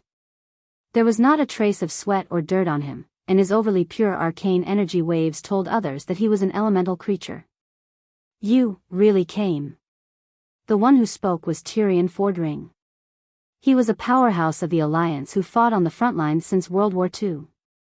He had the right to speak to Lord Howl. Beastmen keep their words, Lord Howl replied firmly. Tyrion smiled. I know. You don't fight for the Alliance, but for Duke Marcus's kindness. Lord Howl nodded, but looked like he was unwilling to say another word. Tyrion smiled, unconcerned. The powerhouses of the Alliance all showed similar kind smiles and made way for him. Queen, she even nodded at him. Grom was stunned, but he still nodded in return. Seeing this scene, Imriel's curiosity was about to explode. Why would a heroic beastman be so respected by the Alliance? At this moment, Kalia tugged at her hand. Imriel, Grom made many mistakes. But he was a real man of responsibility, and he was an out-and-out hero. When he was alive, he was indeed a tribal chief, but after his death, he was only loyal to Duque to repay a debt of gratitude. Kalia quickly gave a brief introduction about Lord Howl. She finally understood. Grom had died last month. At the age of 60, this was unimaginable among Beastman warriors. No Beastman warrior could fight their whole life and die peacefully in their own bed. Usually, only a respectable shaman could have such an ending. Although there were dissenting opinions among the Beastmen that Grom should have died on the battlefield like a true Beastman, Thrall stood his ground and gave Grom a grand burial. He also publicly announced that Grom would keep his promise to repay Duque, and not become a Death Knight to continue serving the tribe. This caused a huge controversy among the Beastmen and even the entire tribe. Then there was Lord Howl, who appeared in the Alliance's hero group. The wise leader of the Alliance had already figured out why. To kill Fatty Boo quickly and without scaring Jaden away, Grom was definitely the best candidate. In the entire Alliance and even the Burning Legion, everyone knew Lord Howl's nickname, the Bane of the Lords of the Abyss. To be able to kill the Lord of the Abyss, one of the main races of the Burning Legion, Lord Howl was the only one in the world. It wasn't an assassination, but a head-on confrontation. Against the Lords of the Abyss, Lord Howl always used an axe. I alone am enough, Grom said. Then, the powerhouses of the Alliance put away their swords, as if they were watching a show. Brutalus is a high-level Lord of the Void. Iril said softly. She had said it for Kalia to hear, but who knew that Lord Howl would hear it? Lord Howl glared at Hoof, and suddenly, Hoof felt as if he had been hit by petrifying gaze, and couldn't say a word. A body that surpasses my peak at 18 years old, and 60 years of battle experience. If I can't even deal with an Lord of the Abyss, Grom Hellscream doesn't have the right to continue existing in this world.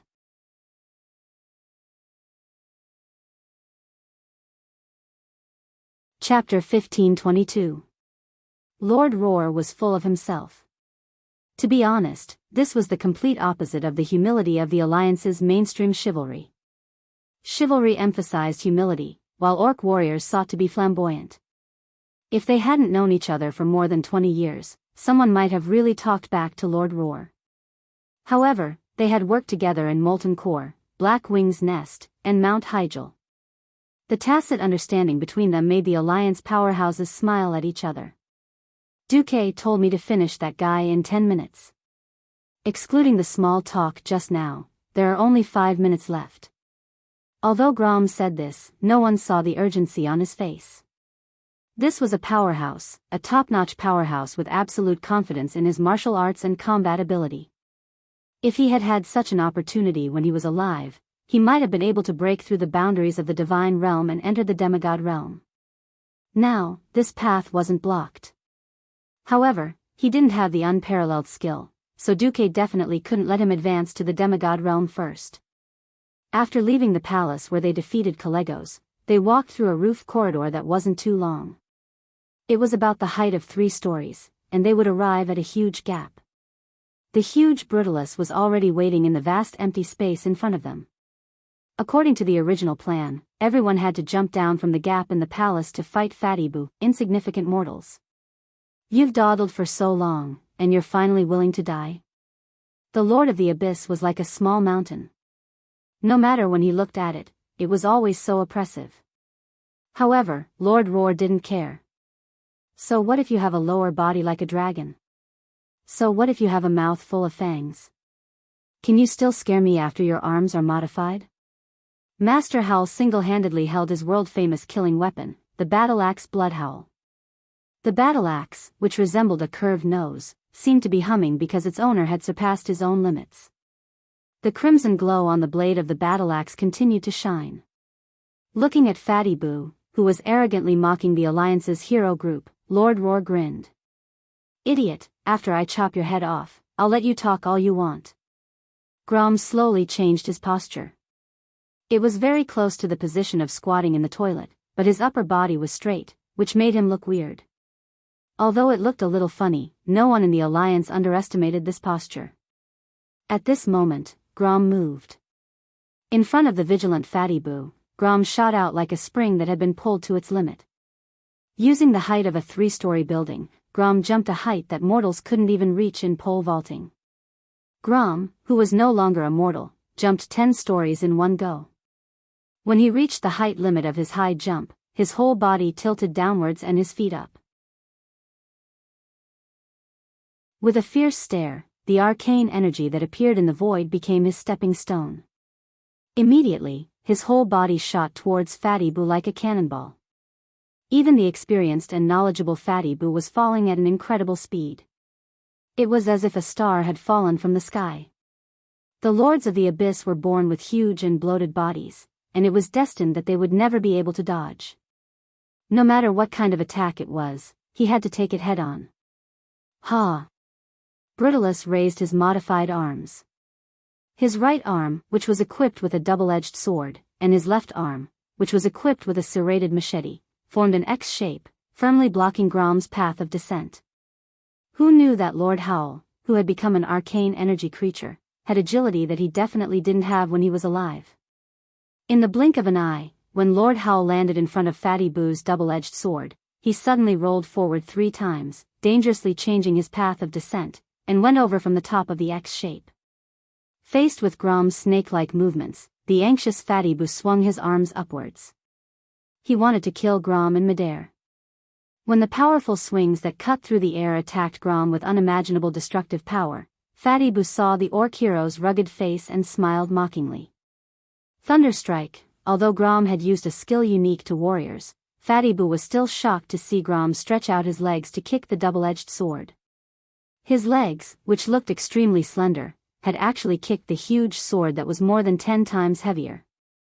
Under normal circumstances, even with the protection of the epic-ranked leg armor, Shi Feng's legs should have broken under his powerful attack.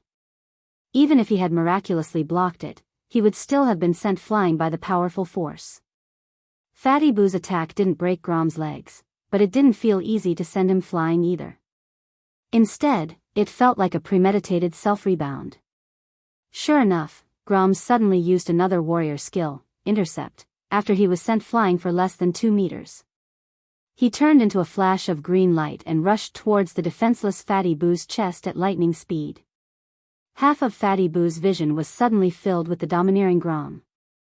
He couldn't block it. He definitely couldn't block it. Even though Brutalus believed in the defensive ability of his breastplate, he didn't want to believe that this little orc could kill him with an axe. However, Manarotha's mistake always stimulated his nerves. After all, Grom Hellscream was a terrifying existence that had killed a Lord of the Abyss with an axe. At the last moment, Fatty Boo shrank back and tried his best to lean back, hoping that he could dodge Lord Howl's axe. Compared to the retreating Fatty Boo, Lord Howl's attack was faster. He combined the momentum of falling from the sky with all the strength in his body, burning all his anger for an attack. It could be described as a meteor. The holy light was the power of the clergy's will, and so was the anger of a warrior. With a red flash that looked like a prairie fire, Grom's body accelerated a second time, and the destructive power of the axe increased at an unimaginable speed. In the next moment, the ear-piercing sound of metal clashing suddenly rang out in the empty grassland. It was the sound of a battleship being split in half by an axe. To everyone's surprise, the special alloy breastplate on Brutalist's chest that was at least a meter thick exploded into countless pieces. The crimson, blood roar accurately slashed Fatty Boo's chest. Fatty Boo's expression of disbelief and fear was the background of the scene. Impossible. Idiot. I only used one axe strike against your boss. Do you think I'll use a second strike against you? Grom's face was filled with absolute pride. Brutalist's body began to convulse. The Lord of the Abyss was indeed powerful, but the entire race was the same. Those who were weaker than them would definitely not be able to defeat them, but those who were slightly stronger could definitely take care of them. There was not the slightest bit of uncertainty. The blood-red color spread throughout Fatty Boo's body. Just by looking at his appearance, one could imagine the scene of the Lord of the Abyss burning from the inside out. In a trance, Imriel felt as if she could smell burning flesh.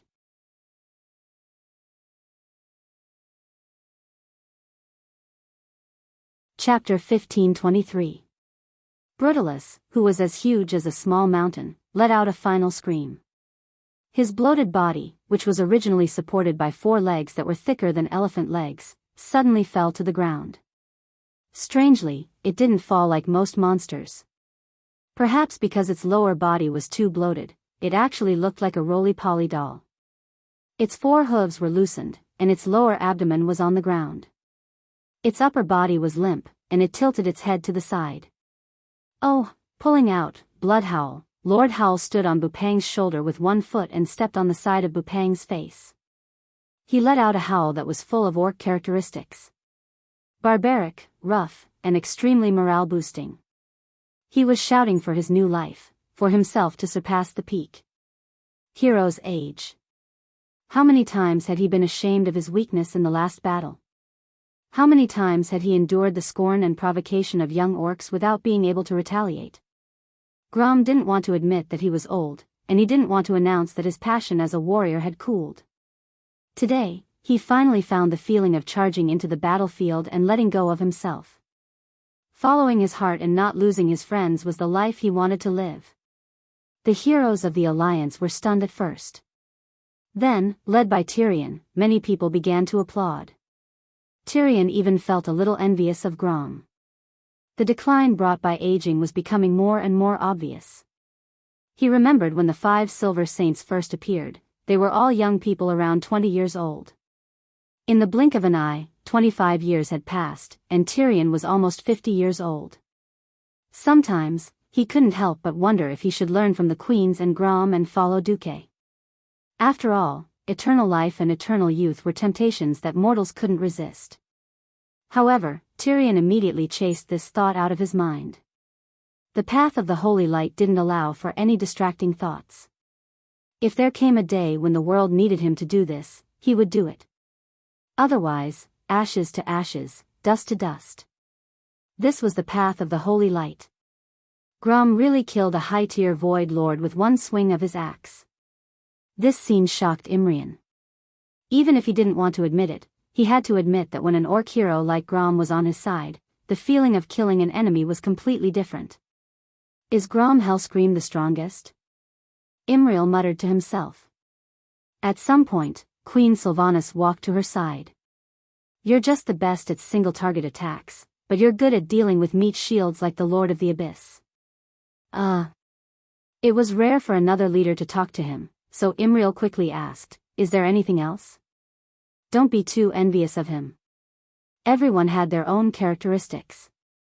Although Grom was ferocious, if he encountered an agile opponent or someone who was good at using mirror clones, such as Duque, he would lose. Grom's only fate is to be dragged to death. Queen Sylvie briefly mentioned how she and her sister worked together to deal with Grom in Southshore. No matter how high his attack power was, it would be a waste of stamina if he missed. Grom's single-target damage was extremely high. Even if there were too many of them, they wouldn't be able to deal with him. On the contrary, weapons like Ashbringer were very suitable for mass destruction. It could be said that everyone's unique characteristics determined the type of battle they fought. Just then, Magni Bronzebeard hit the floor with his hammer. Since no one has lost anything, let's continue. The Alliance powerhouses understood tacitly and continued to move forward with ease. 2 battles in a row didn't consume too much energy. In the first battle, Madagosa put in the most effort. After saving Calegos, she retreated with her dragon. In the second battle, Lord Howl called it a day, and everyone became a spectator. It could be said that the Alliance powerhouses were at most warming up. They had the ability and reason to continue advancing. At this time, the problem was thrown to kill Jaden. The gatekeepers of the 2 checkpoints were taken down so easily. This unexpected situation shocked Kill Jaden. His eyes widened, and his eyeballs rolled twice. As a master conspirator, Egg obviously felt the smell of conspiracy. This result was normal. After all, the Alliance didn't use any god-level combat power. In Kill Jaden's eyes, it was just like chickens pecking at each other. However, the Alliance seemed to be better at dealing with him. It was understandable that it was abnormal, because the rhythm was too coincidental. He sped up the teleportation. Although he tried to cover it up, the Alliance seemed to have sped up to match his speed. Conspirators didn't believe in coincidences. It wasn't impossible to continue with the plan, but in order to be safe, he had to get a reputable high-level Void Lord to hold the fort, and it had to be a strong fighter who could fight against a demigod. This way, he had to delay the opening of the ultimate portal. Gamble? Or not gamble? This was a big problem. There were only 2 paths to choose. Kill Jaden was sinister, cunning, cruel, and heartless, but he wasn't a hot-blooded fool.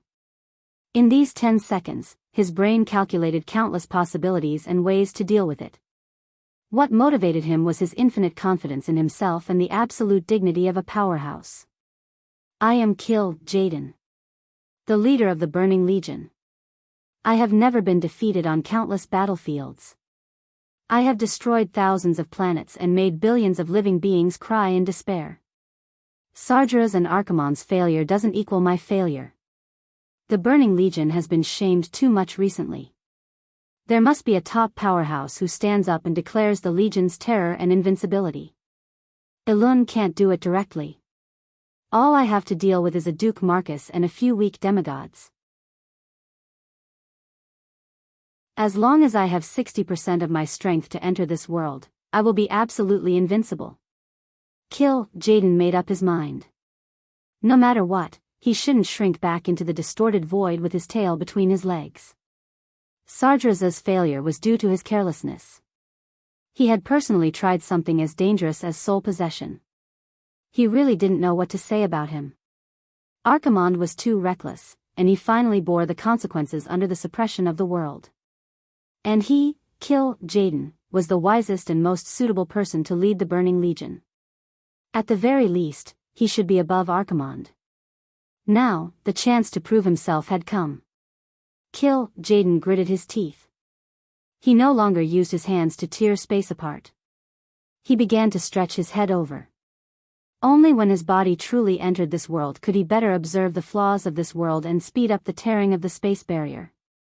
This wasn't an easy task. After all, he had to bypass the planet's Azeroth defense, forcefully find a flaw, and use the planet's energy to attract each other to open a new gap. In the command center, Vashj, who had settled everything, came to Duke's side. She became that obedient maid again. Master, are you so sure that Kill Jaden will take the bait? Of course, because he's a gambler.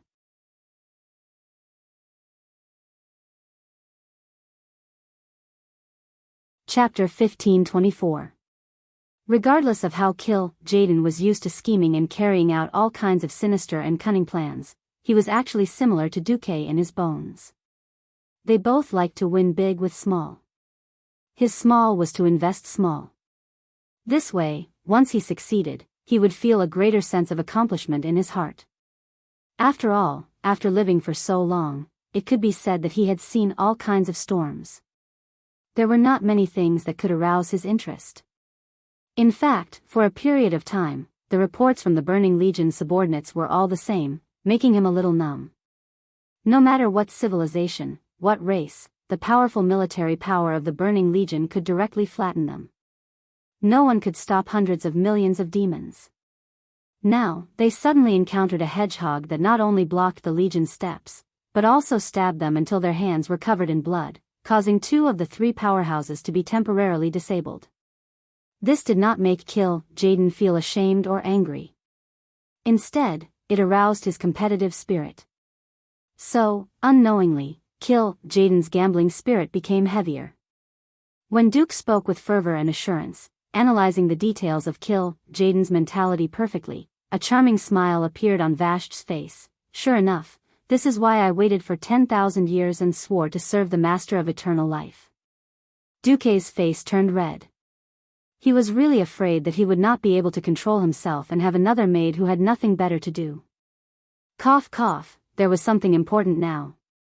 The Alliance's rapid elimination of the Sunwell's first and second boss posed a real problem for Kill Jaden. This was like an iron lock across a river, making it difficult for him to advance or retreat.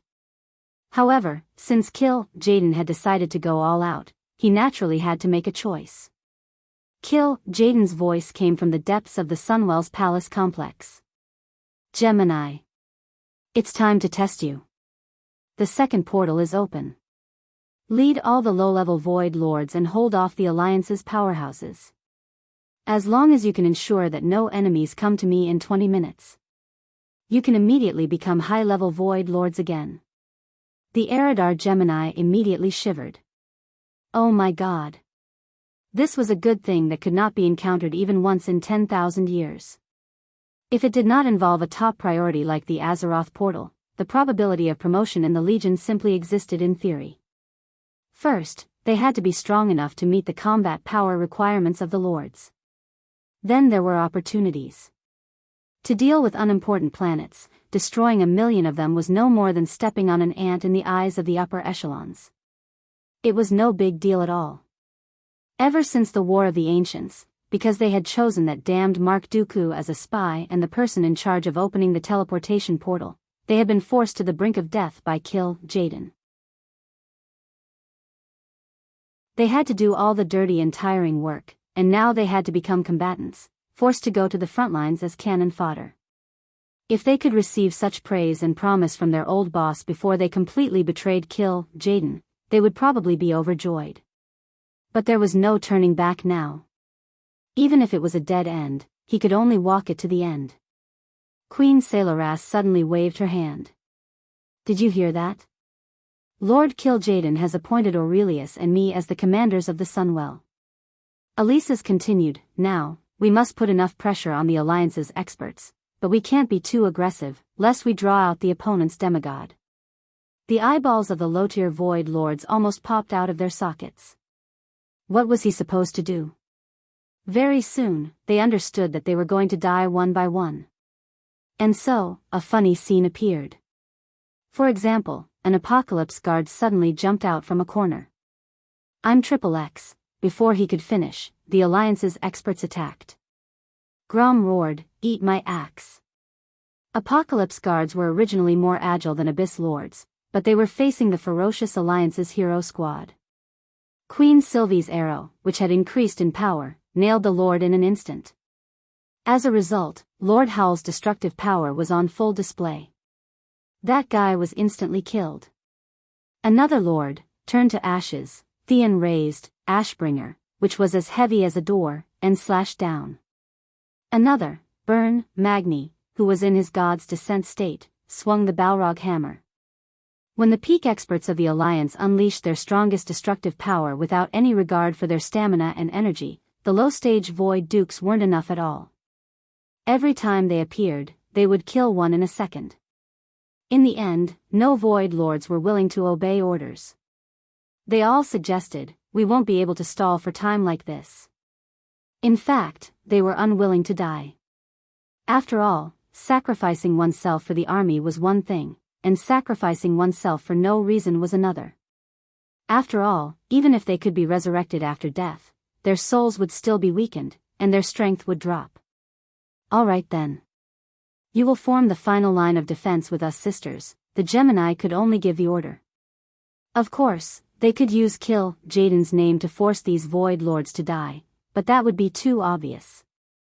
The sand in the hourglass of time continued to flow out. Kill Jaden had requested 20 minutes, but only 5 minutes had passed. The Alliance's hero squad had already charged into the palace guarded by the Gemini. The huge palace door was rudely kicked open. The first thing that appeared in front of the demon lords was Lord Howl, who was holding an axe in his right hand and his left foot still in the air. It had to be said that with Lord Howl's domineering appearance, he really looked like a group of gangsters. Welcome. Originally, Auras wanted to strike a charming pose and pretend that she knew nothing and welcome the arrival of the Alliance's hero squad.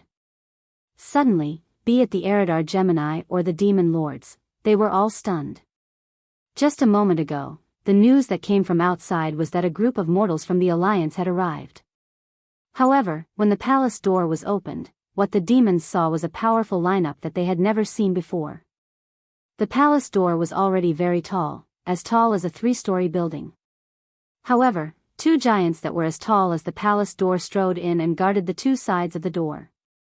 They clearly exuded a demigod aura that transcended the mortal world, and they clearly wore crowns that symbolized nobility on their heads. However, they stood on both sides like humble servants, bowing slightly as they welcomed the arrival of the main character.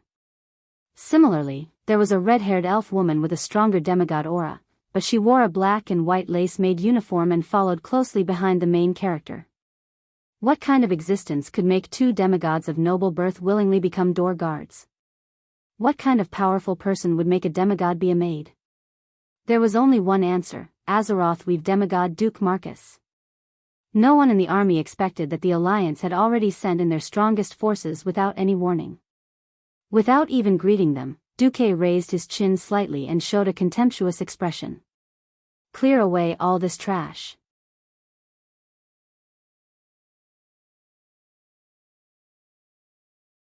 Chapter 1525.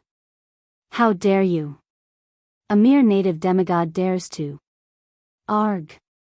Before the demonic guard could finish, a shadow flashed before his eyes, and the flash of the Emperor Kiraj's sword occupied his entire vision. Before Vashj, the sword Emperor Vecnus, was as slow as a tortoise. But before this demonic guard's snail speed, the tortoise's speed was so fast that it left an afterimage. Using all his muscles, the sword Emperor thrust the Emperor Kiraj's sword into the gap between the demonic lord's helmet and cheek. Then with a twist, the sharp greatsword pierced through the cheek, and the gap between the lower jaw and the skull into the brain. Just one strike was enough to inflict a fatal wound. Shivala, who was of the same race as Mother Shiraz, swung her 6 long blades at the demon Emperor Vecnus. In fact, all 6 of her blades hit their mark. No wonder she began to imagine the scene of the demon emperor's body being torn apart, as if she could smell the stench of blood. In fact, what she saw was the scene of her body burning up, and smelled the burning scent of her own flesh. She was shocked by this unexpected scene, and her eyes widened, not knowing why there was such a shameless and mysterious effect like immunity to physical attacks. On the other side, Vashj was even sharper. The seemingly slow snake-tail bow was shot out in an instant, and its speed was as fast as lightning. She chopped a demonic lord in the middle of the blade, while the opponent above used multiple arrows to maim another lord, while the opponent below used lightning magic to turn the 3rd lord into charcoal. Finally, she used her snake tail to strangle the crippled one. She had taken care of 3 demonic lords by herself. The might of the number 1 demigod under Duque's command was on full display. By the time Theon, Magni, and Lord Howl had taken care of another, everyone was shocked to find that 6 of the 10 demonic lords in the palace were gone. Only the Eridar twins and 2 fell lords were left.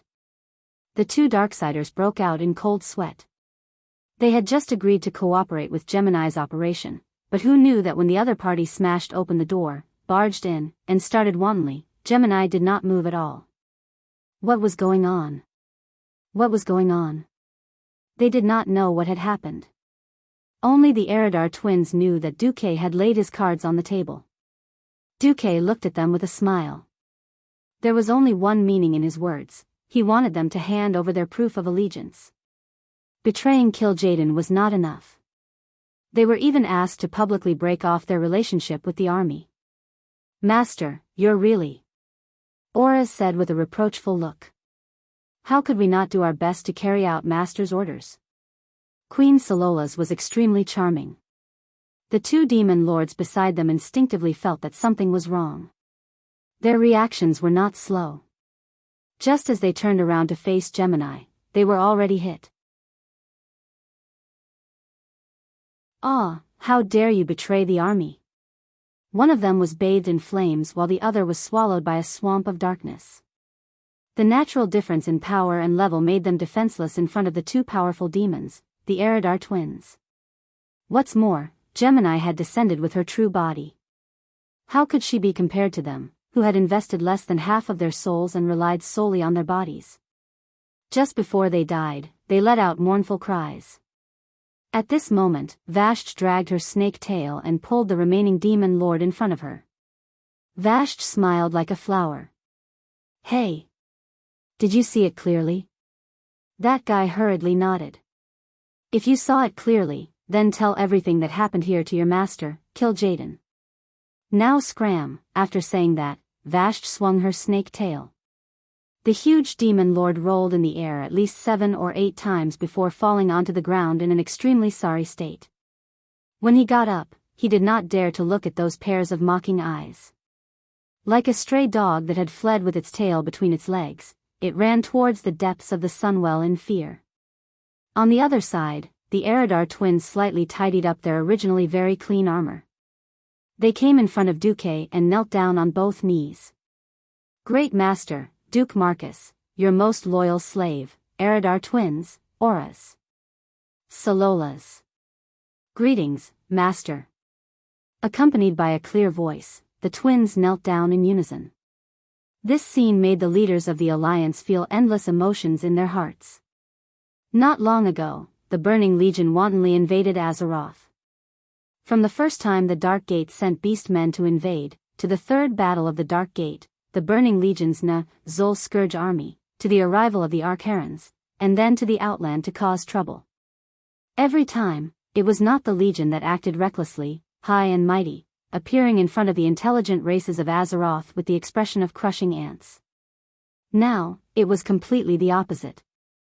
Although Duque had a long history of subduing foreign races, starting from the earliest weak chicken clans Murlocs and Nagas, up until now, Duque's great achievement of subduing subordinates of other races could only be described as explosively amazing.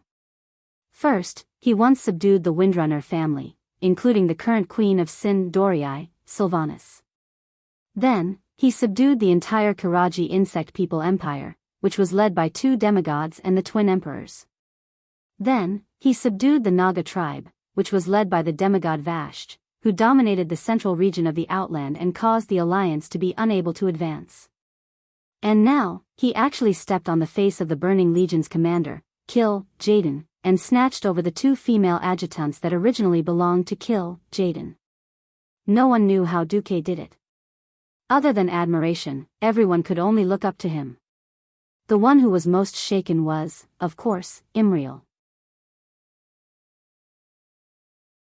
As the archenemy of Eridar, the hatred between the Draenei and Eridar had long been so thick that it could not be dissolved. Although the teachings of the Holy Light had always taught them to be benevolent and forgiving, this did not include the Eridar tribe that had persecuted them in the past. Of course, she would not be foolish enough to hate these 2 rare traitors of Eridar. On the contrary, she began to understand why Master Valen asked her to actively get close to Duque. Because only in Duque could she see the hope of defeating the Eridar tribe, and even the entire Burning Legion. Imriel's body and mind were trembling with excitement. There was an inexplicable desire in her heart. It was a desire to find a way to integrate into the Alliance, into Duque's circle no matter what. Everything in the hall fell into silence, and the originally tense atmosphere of battle seemed to have disappeared without a trace. In front of Duque, there were only 2 powerful female evil demons meekly and quietly crawling on the ground. Duque's eyes were wide open. There seemed to be a purplish-blue vortex spinning clockwise in his pupils. He smiled and pressed his hands on the Gemini's forehead. The next moment, everyone felt that some unknown law of power was deviating.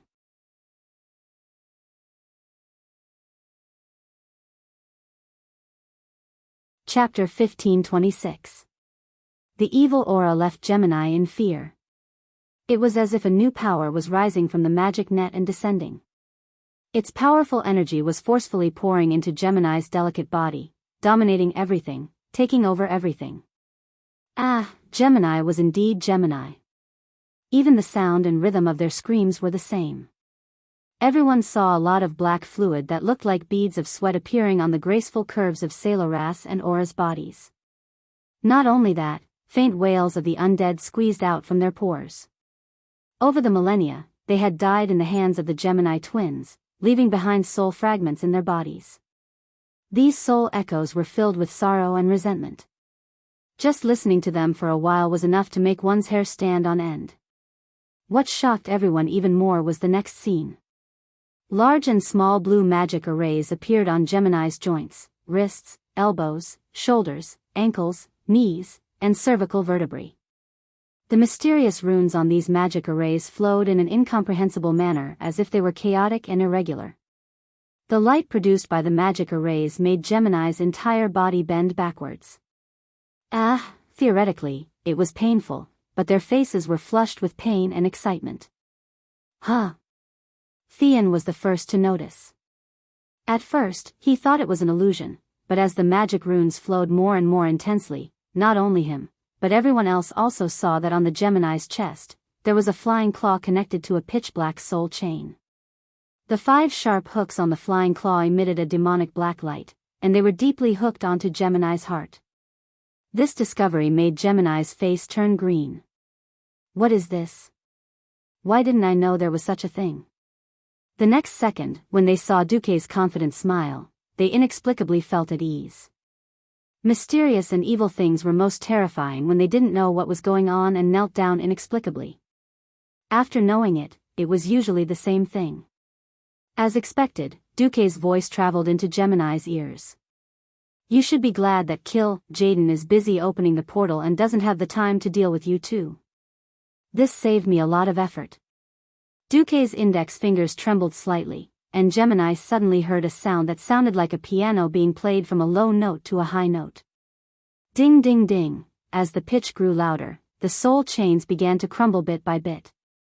Each chain let out a shrill roar before quickly turning into nothingness. The 5 hooks on the claw seemed to have been stimulated by something. They opened abruptly and then collapsed. The twins let out a long sigh of relief. For their new lives, and for making the right decision. There was even a gust of blue arcane energy gently wrapping around the damaged part of the soul that the hook had hooked out. In just a short 2 to 3 seconds, Gemini could already feel that the part had been perfectly repaired. Just as she was about to thank him, Gemini was shocked to find that the ball of energy had stopped moving. They immediately understood what Duque meant. Duque had never completely trusted them. This ball of energy was a guillotine hanging over their heads, constantly warning them that Jaden could kill them in an instant, and so could Duque. However, Duque's behavior made them breathe a sigh of relief. Being on guard proved that Duque would still use them. Using them meant that they still had a chance to make contributions. They were not afraid of being on guard. They were afraid that after following Duque, they would be like an inconspicuous pebble on the side of the road, thrown aside and left to fend for themselves. This was what they were most afraid of. If Duque did not protect them, they were afraid that they would have to find a way to escape. Just as Zol wanted to do at the beginning, they desperately escaped, trying to escape to a planet that had not been discovered by the army, hiding like a mouse, and struggling to survive. Duque used his supreme mysterious power to remove their shackles and add new ones. This made the Gemini feel as if they had been reborn. After the magic ceremony was completed, they bowed on the spot. Please hurry up, Master. We are afraid that Jaden will speed up the process of breaking into Azeroth. Ha ha ha. Duque laughed. He laughed extremely happily. Yes, you guessed right. He has indeed sped up. Under normal circumstances, he would have completely entered Azeroth by now. Everyone noticed the words, "under normal circumstances," that Duque had said, and everyone smiled knowingly at the same time. Let's go. Let's see what the last big shot of the Burning Legion looks like now. At this time, Duque finally pulled out his Demon Slayer holy sword. With his staff in his left hand and his sword in his right, he led everyone in the direction of the Sunwell. Glancing at the hesitant Eridar Gemini, Duque smiled. Wait for our triumphant return at the gate of the Sunwell Highlands. The Gemini were overjoyed and bowed deeply. They were strong, but they hated fighting, feeling that it was a kind of trouble. Moreover, if they had just defected to Duque, they would immediately have to face their old master on the battlefield. They really could not guarantee that if Jaden went all out to kill them, Duque would not lend a helping hand. Now that Duque had exempted them from participating in the battle, it was of course like an amnesty. The team began to move forward. The mages in the team noticed that every time the tail of Duque's staff touched the floor, there would be a circle of magic ripples that could not be sensed by anyone except Pharaoh. Just like the sonar used by the Alliance Navy, it relied on the feedback of the magic ripples to grasp everything in the Sunwell.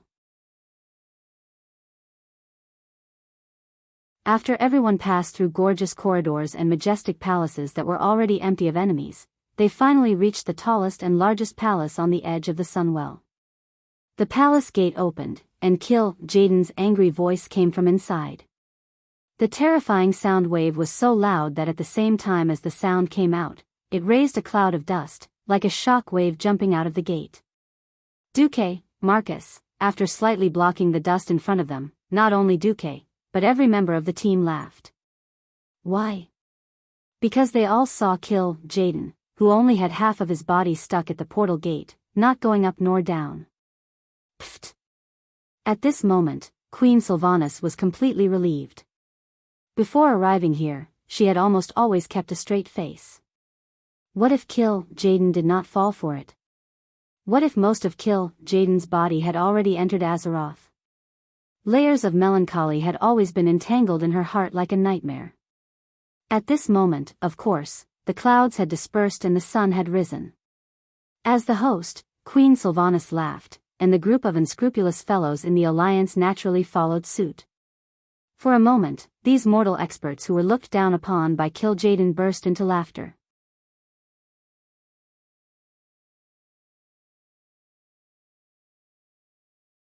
Chapter 1527. Oh my God.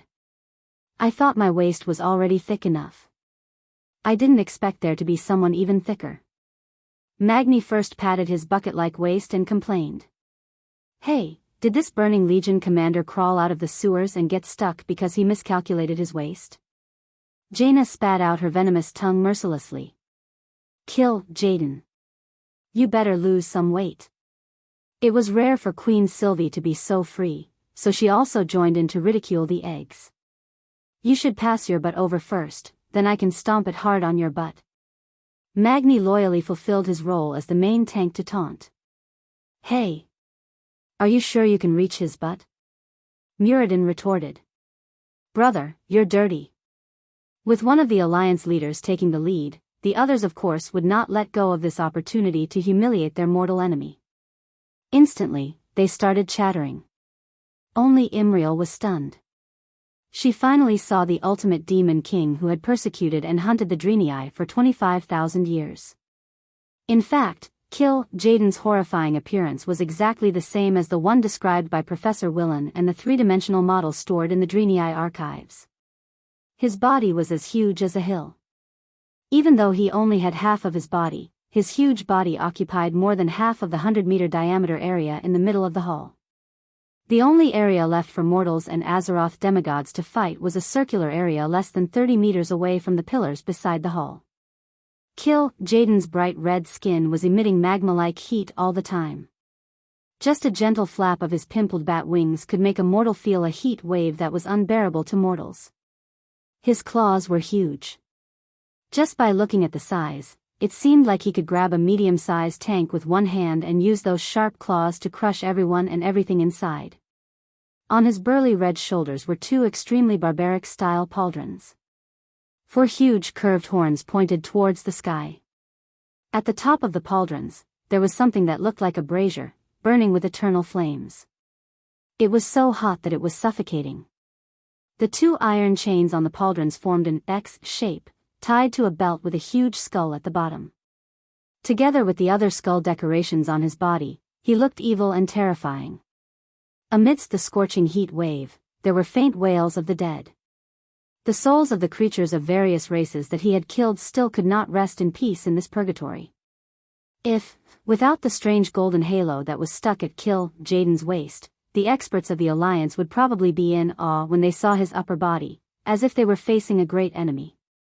Now, everything that Kill Jaden had become a paper tiger. This was a different kind of irony. Ever since he had struck a deal with Sargeras to expel the Dreenii into the Stellaris, Kill Jaden was convinced that no one could stop the power of the army. However, Sargeras had once made a promise of victory, and he had yet to fulfill it, which made him furious. However, none of his tricks could stop Duque from leading the Alliance or even the entire Azeroth to rise. Therefore, he decided to personally take care of all the ants, including Duque. However, he did not expect that all his tricks could not stop the powerhouses from coming at the most critical moment. What's more, he did not expect the biggest flaw to be beside him. It was the Eridar Gemini, whom he had once regarded as trash and was prepared to be used as cannon fodder. Faced with the enemy's trap and the mockery of the mortals, Kill Jaden was naturally angry, furious, and resentful. He could not wait to blow up Azeroth at the first moment. However, when all his emotions rose to the boiling point, Kill Jaden calmed down instead. He. His body was emitting heat that could melt stones and pillars, but his laughter was filled with coldness. No matter how the experts of the Alliance continued to mock him, Kill Jaden was not in a hurry. He did not make any moves either. He just stared at Duque and laughed coldly. That laughter made one's hair stand on end. If one did not have any skills, they might foolishly ask, "What are you laughing at?" That would be inferior in terms of aura, because it meant that one did not see through the other party's trump card. He. Ha ha ha ha ha. Duque laughed too. Isn't it just a cold, fake, sneering, and pretending to laugh? I can do it too. At some point, only the laughter of Duque and Kill Jaden echoed in the entire hall. In the past thousands of years after the Well of the Sun was built, the king of the Sunstriders would lead all the high elven nobles here to hold a grand banquet every major festival of Kuel Salis. The circular hall with a diameter of more than 200 meters was supported by 36 marble pillars that seemed to have long reached the clouds. The entire vault above was painted with an unparalleled vault mural, which depicted the glorious history of the High Elves since their establishment for thousands of years. Of course, the focus was on praising the great Sunstrider royal family. However, none of the members of the Sunstrider royal family participated in the final battle that was about to happen and would determine the future fate of Azeroth. This was quite ironic. Duque laughed impudently and comfortably because he firmly believed that he had conquered the goddess of fate. Since even the goddess of fate was on his side, there was nothing to be afraid of. Therefore, not only was Duque laughing, but his eyes also had the penetrating feeling of seeing through the past and the future, as well as all the mysteries of the world. Eggs. Eggs. Do you know how many times I've farmed you? Do you know that I can count your skills by listening to the sound effects with my eyes closed?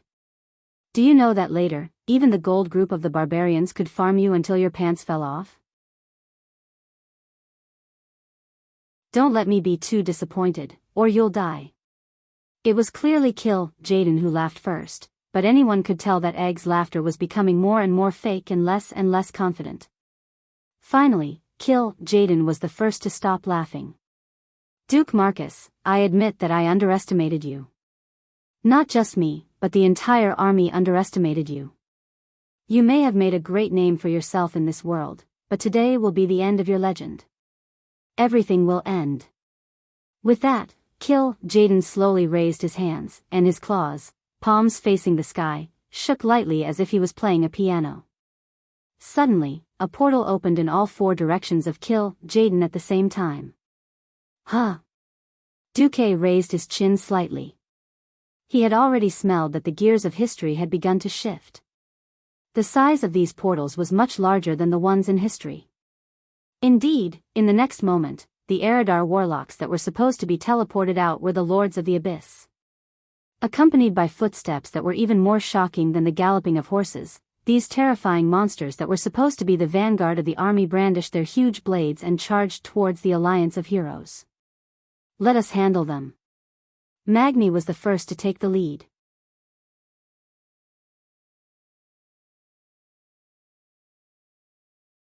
Chapter 1528. Even after activating God's descent, Magni's body size was still the size of an adult and a child compared to an abyssal lord. The double-edged greatsword that was as large as a pillar collided with the small fire devil's hammer. The fire demon hammer, which was supposed to be smaller, should have been crushed, but the reality was that the dwarf king's unreasonable strength had forced the Void Lord of the Abyss, which was at the level of a Void Lord, to take 3 big steps back.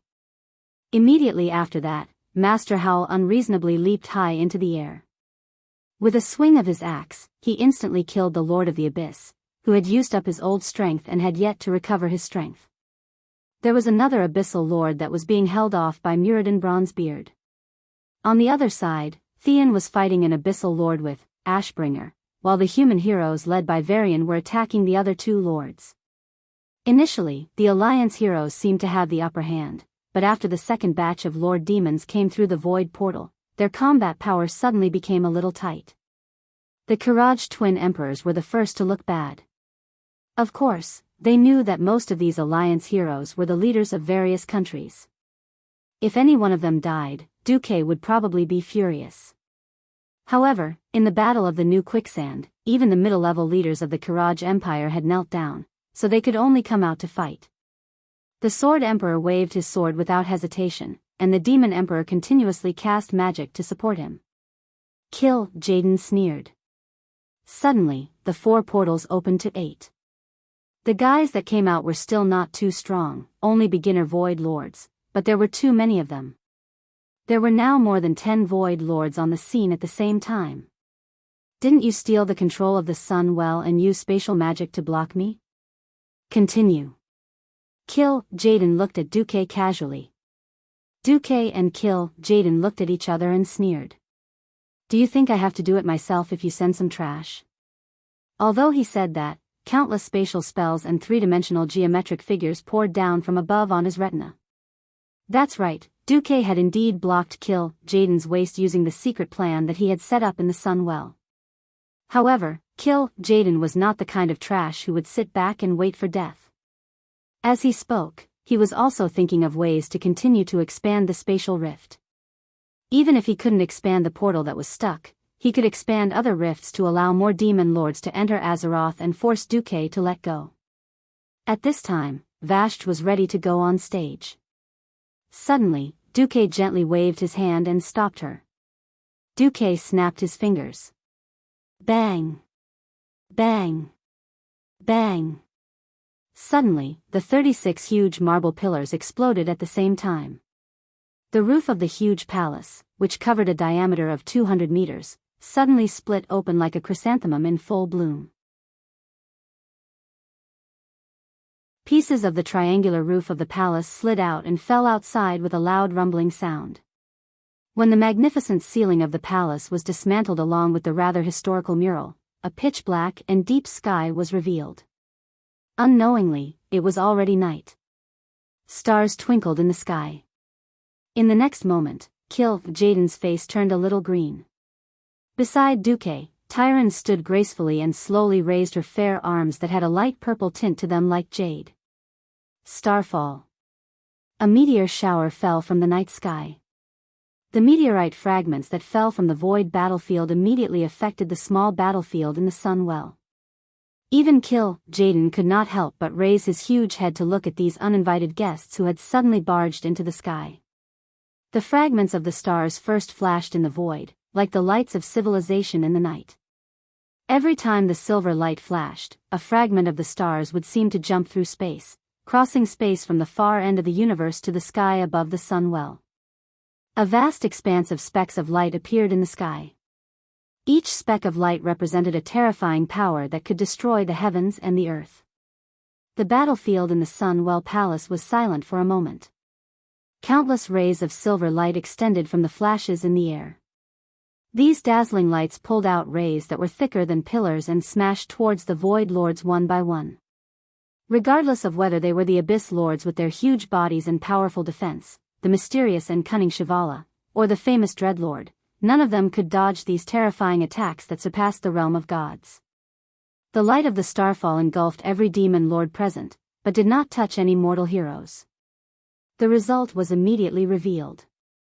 Under the power of the starfall, the demon lords that should have extremely high resistance to magic and physical attacks were torn apart. They did not even have the time to let out their last wail before they died. Even though all the lords were dead and their corpses were completely shattered, the light of the stars did not disappear. Under Tyrant's guidance, they were like cheetahs looking for their prey, quickly flying towards their final target. One after another. The falling stars bombarded the teleportation door that Jaden had opened without stopping. Far away in the void distortion, the Eridar mages who were responsible for stabilizing the teleportation door all vomited blood. They could no longer control it, and could only let the large teleportation door collapse before their eyes. This time, Jaden was clearly at a disadvantage. Unable to hold it in any longer, Jaden made his move. His first move was an extremely exaggerated multicast. Woo! It was like the wail of a soul from the deepest depths of hell. It was the lingering sound of death and ashes left behind by the army's iron hooves. It would have been fine if Jaden had used some soul whip at the start, but no one expected the egg to go all out and use Darkness of 1,000 Souls. Originally, it was the night sky around them, illuminated by the brilliant lights in the palace.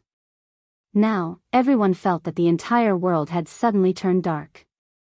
Everything in his field of vision instantly turned a dull gray color. It was a terrifying color that was depressing to the point of being oppressive. It was more like Jaden was venting his anger. Duque took a deep breath. He knew that he could not panic. Khadgar, I'll leave the spatial shackles to you, Duque ordered calmly in the spiritual world. Leave it to me. Khadgar bowed and immediately took over the control of the spatial shackles. Duque clasped his hands together and glanced in the direction he had come from. After silently cursing Calegos for being a bastard, he had no choice but to do it himself. Originally, Calegos would provide the blue dragon pearl, which could summon 2 young blue dragons to protect the mortals and provide all sorts of benefits. It was obvious that Calegos had wasted time with Madagosa, or perhaps he had used a big move at the beginning of the egg, which was beyond his expectations. In any case, he was not here, so Duque could only rely on himself. Faced with the egg's ultimate move that could instantly kill people, Duque shouted, "Be careful of the Darkness of 1,000 Souls. Gather everyone into the barrier." With that, Duque used his divine power to raise 4 hemispherical arcane barriers that were at least 10 meters in diameter.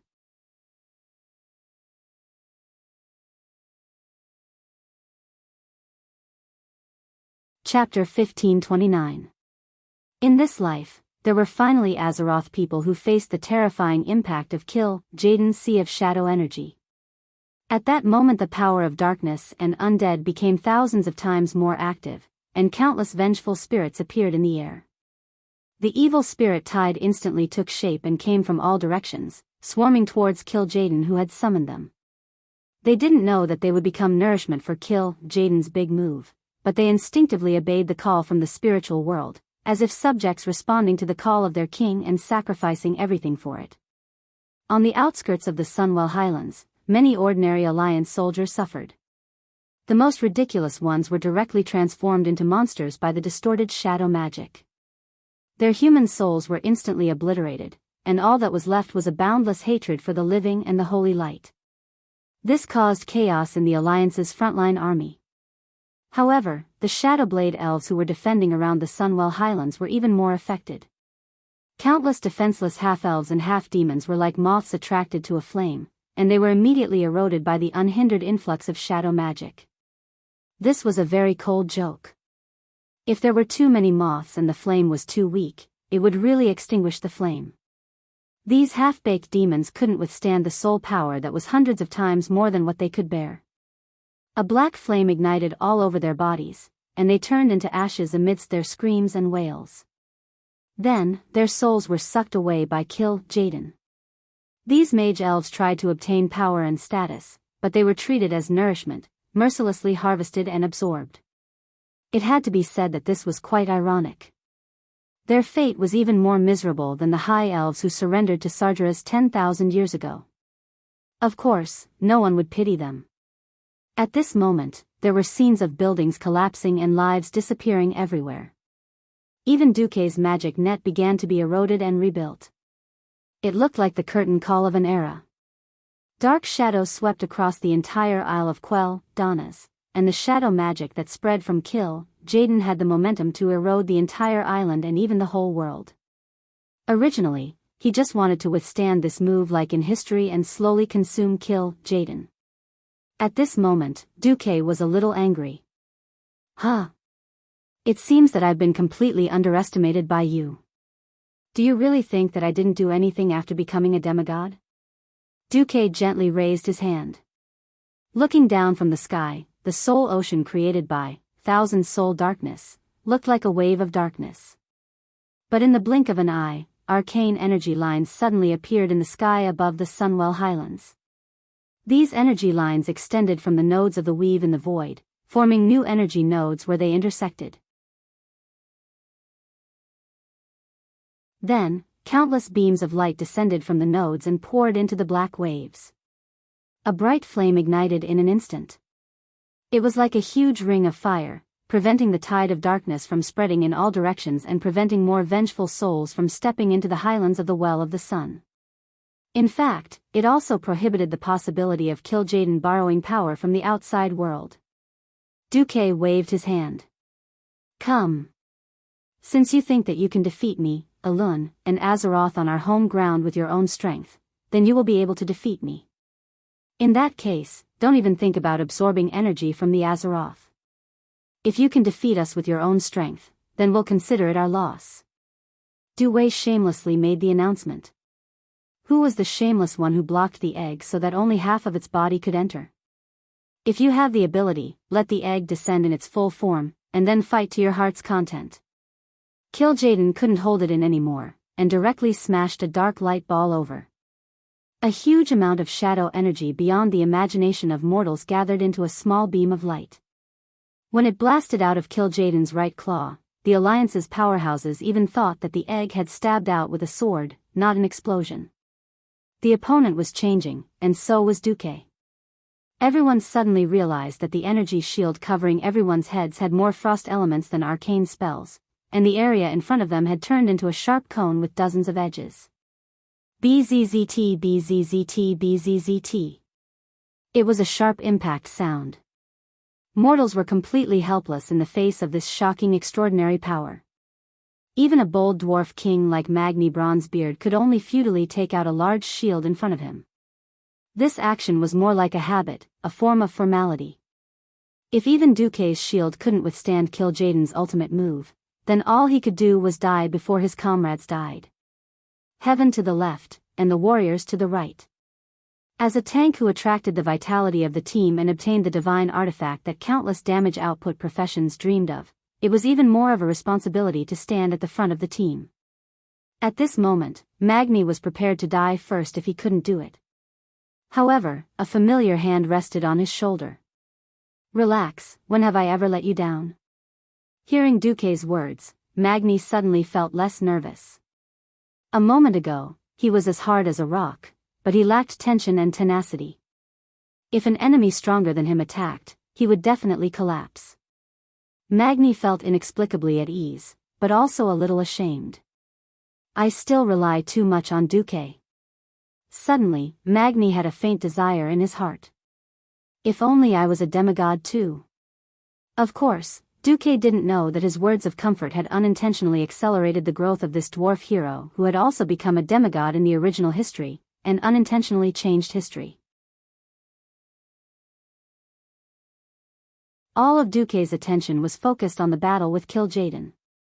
The lingering evil spirits began to disappear from the palace in the sun well as the darkness of 1,000 souls was used up. Kill Jaden's multicasting had just begun. From his right claw, a dazzling cluster of lightning was forming. When the sky and earth darkened just now, what gathered was not only the negative energy of the vengeful spirits, but also the fiercest lightning in the world. Legion lightning. It could be said that the chain lightning that the bull-headed shaman was using now were all inferior versions of Legion lightning. As early as 30,000 years ago, the Eridar warlocks had already reached the peak of the use of elements. Almost as soon as Duque's elemental shield disappeared after it clashed with the darkness of 1,000 souls, Legion lightning arrived. A powerful electric current that could vaporize an entire palace hit Magni's chest, charring it instantly. Magni suddenly remembered what his father had taught him back then. That was the face of a cold master teaching a foolish disciple. Magic immunity? There has never been true magic immunity in the world. All magic immunity only applies to enemies of the same level or lower. Remember, a low-level mystery will definitely be destroyed by a higher-level mystery. He didn't know this before, but now he deeply experienced it.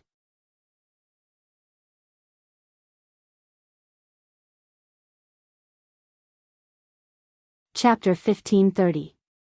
That was the difference between heaven and earth. That was the difference between a mortal and a divine realm. For some reason, at this moment, Magni thought of the lightning rod and the earth that absorbed all the lightning. Lightning rod, another miracle-level precious knowledge that Duque had taught the dwarves after his invention. Almost all the flying warship factories on the high mountains had lightning rods that could protect them from lightning strikes. Although the lightning in the sky had allowed the dwarves of the Eagle Nest Mountain to practice, Thunderhammer, Kill Jaden's Lightning Legion, gave Magni a different experience.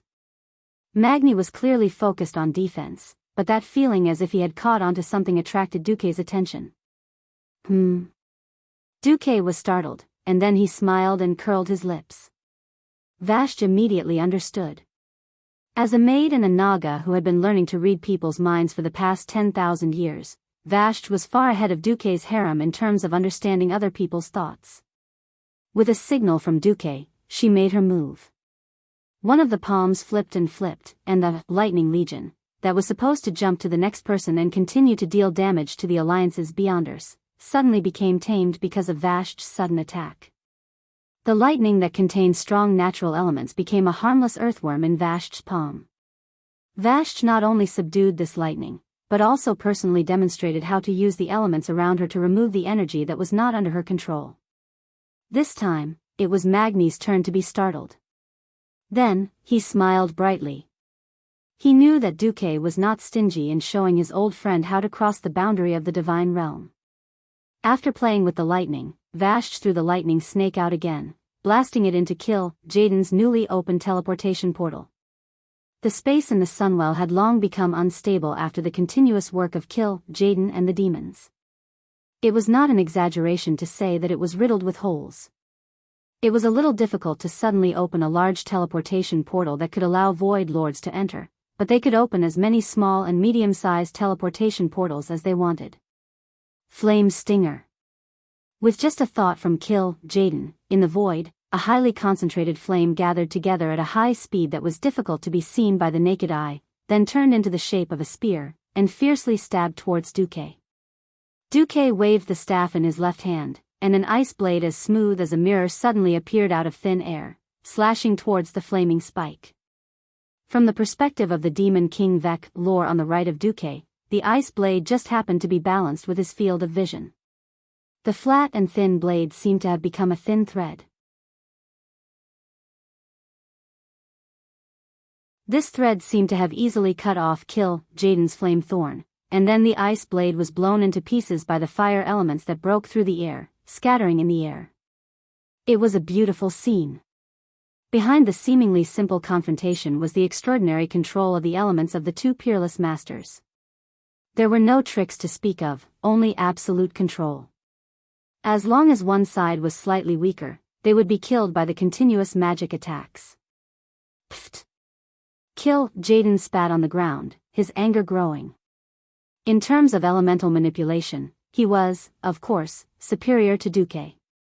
It was just that Duque's technique was not as good as his, and once he couldn't handle it, he would use force to break through, using the energy of the weave to force his way through. This was not the most infuriating thing. In just a few rounds of fighting, Jaden suddenly discovered that Duque could imitate, study, and absorb his elemental manipulation techniques. What the hell, he could even learn and apply it. Unfortunately, half of his strength was forcefully blocked, and he could not use it. This was like an idiot forcefully dragging him to the same level of intelligence as the idiot, and then using his exquisite combo to beat him up with incomparable familiarity. There was no need to mention how sullen it was. Jaden suddenly regretted throwing his first, Darkness of 1,000 Souls, too early.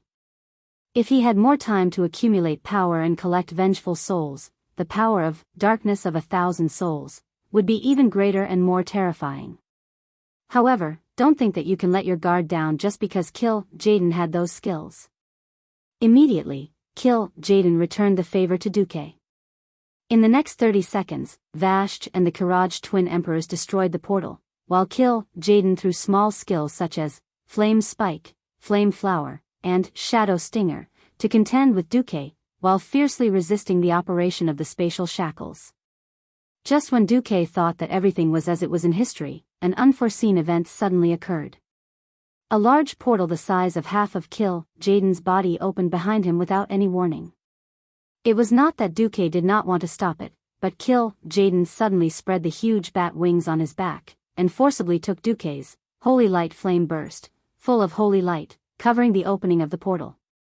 3 seconds later, a 6-armed Shivala appeared, wielding 6 evil weapons that emanated a strong, ominous light.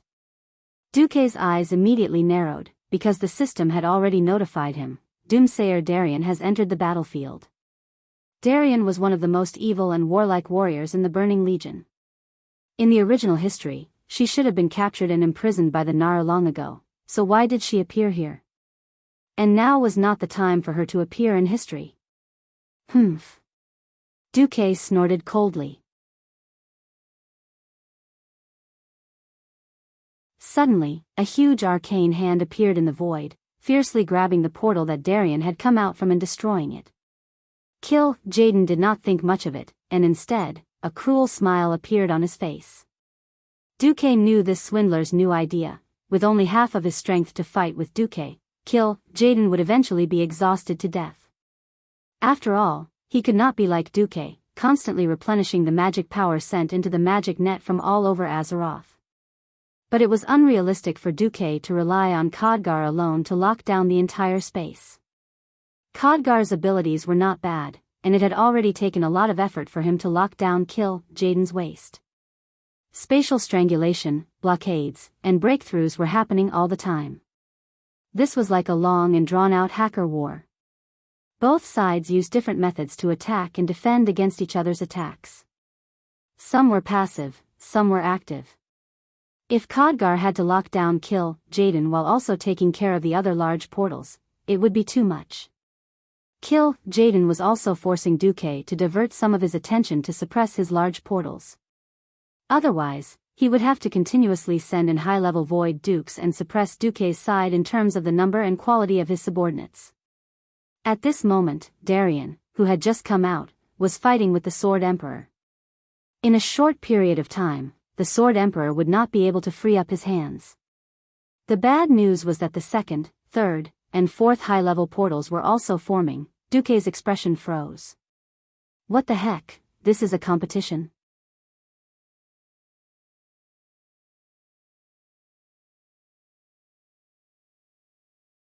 Chapter 1531. This time, even Duque could not stay idle. He held a tiche in his left hand and blocked in the void. If someone could look beyond the surface and see the space domain that mortals couldn't see with their naked eyes, they would be able to clearly see that a huge cover had forcibly smashed several sections of the space tunnel that had suddenly pierced through the endless void. Huh. As a native demigod, you have some skills. This time, it was Jaden's turn to be smug. What about this? In the void, 12 new spatial passageways suddenly appeared. They forcefully crashed into the space of Azeroth in a domineering manner. Duque's expression finally changed. Ordinary spatial tunnels were first about stability and safety. After all, if the spatial tunnel was not good, the one who was teleported would be the one to suffer. On the other hand, if safety was not taken into account, then the construction of the spatial tunnel could be even more sloppy. No, it was already to the point of simple violence. The tunnel was open, but the lords had to jump in. Whoever did not jump, Grandpa Egg would kill them later. In any case, if they died, it would be considered a work injury. When others played with spatial teleportation, they at most used quality to suppress others. The Burning Legion's teleportation was F*King suppressing others with quantity. As long as their souls were not destroyed, demons could be resurrected in the distorted void no matter how they died. Moreover, no one knew just how many void overlords there were in the distorted void at the moment.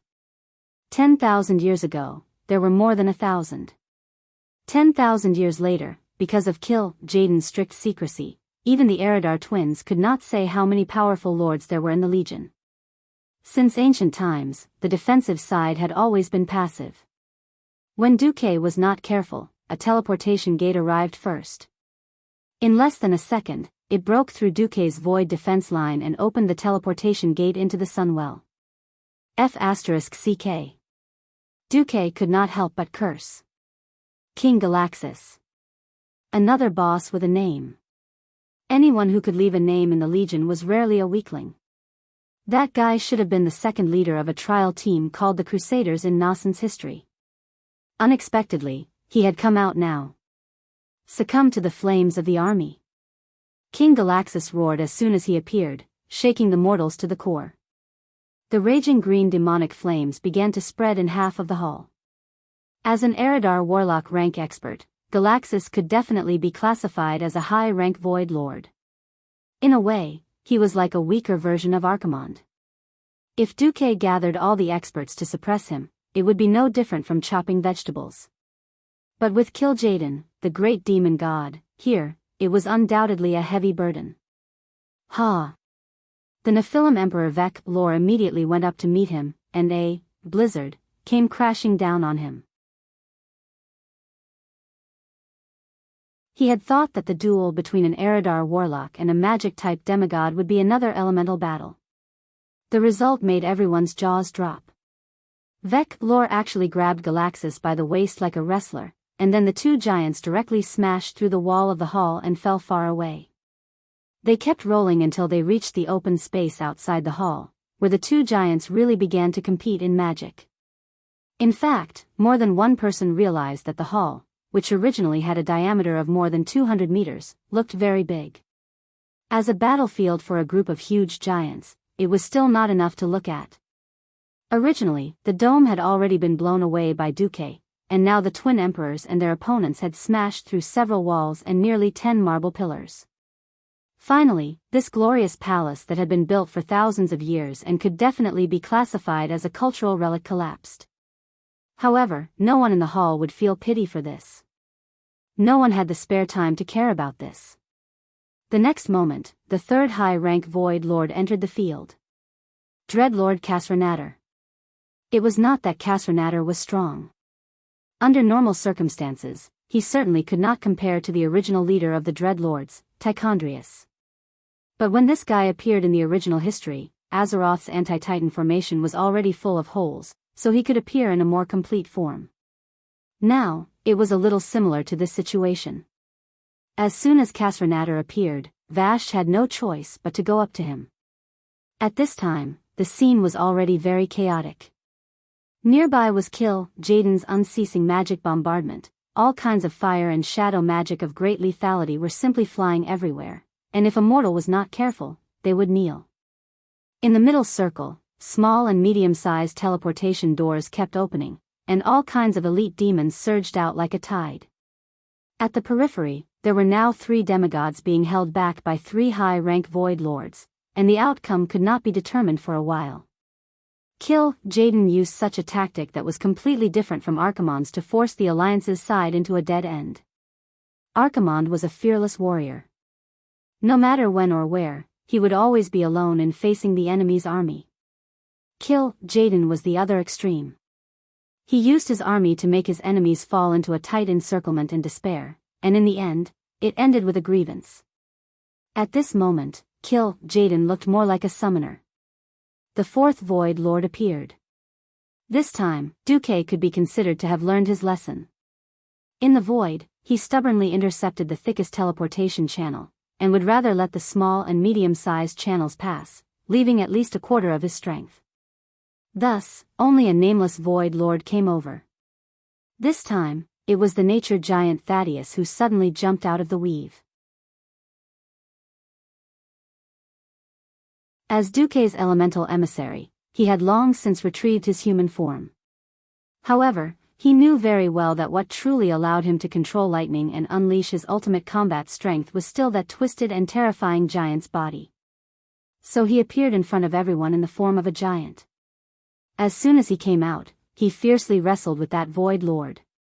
At this moment, Jaden finally laughed out loud. Ha ha ha ha. Stupid human. Foolish indigenous demigod, do you really think that after you trapped my body, I didn't do anything and was just struggling here in vain? Ha ha ha. Along with the egg's laughter, the surrounding areas that were tightly sealed by the space barrier suddenly opened up. Instinctively, Duque sensed that what was operating there were actually high-grade teleportation spell formations that even the Eridar Gemini had not mentioned before. Eridar mages were chanting incantations beside the spell formations. Countless elite demons surrounded the spell formations, staring coldly at the ruins of the hall where the Alliance's heroes were. Outside the Sunwell, the Eridar Gemini, who had been waiting for news in stealth mode, suddenly stood up. Two extremely similar faces showed the same fear. Not long after, the 5th, 8th, and 10th Demon Lord appeared.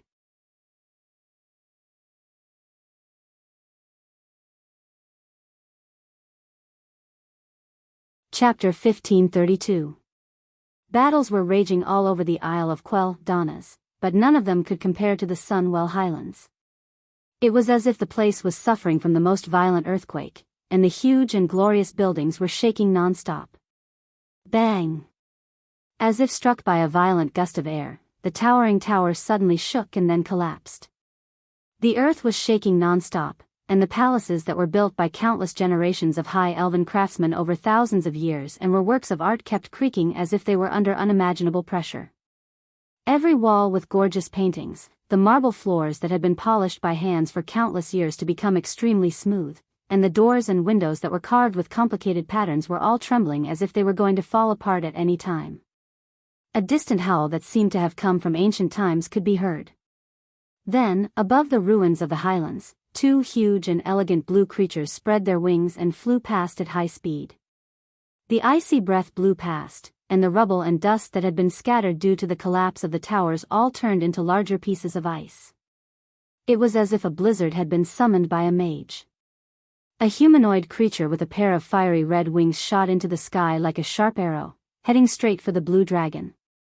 The ones fighting in the sky were naturally the demon lord duo of Calegos and Matagorsa. They were engaged in an intense battle in the limited airspace within the sealed space barrier. On the ground, Duque's elemental emissaries and the powerhouses of the Alliance were fighting against the demon lords. Almost the entire Sunwell Highlands was in a state of intense fighting. The dread guard Lord Scarlus Aemir was a 3-story tall behemoth. He used his black and gold-rimmed pauldrons to hit the palaces hard, causing a storm of rubble.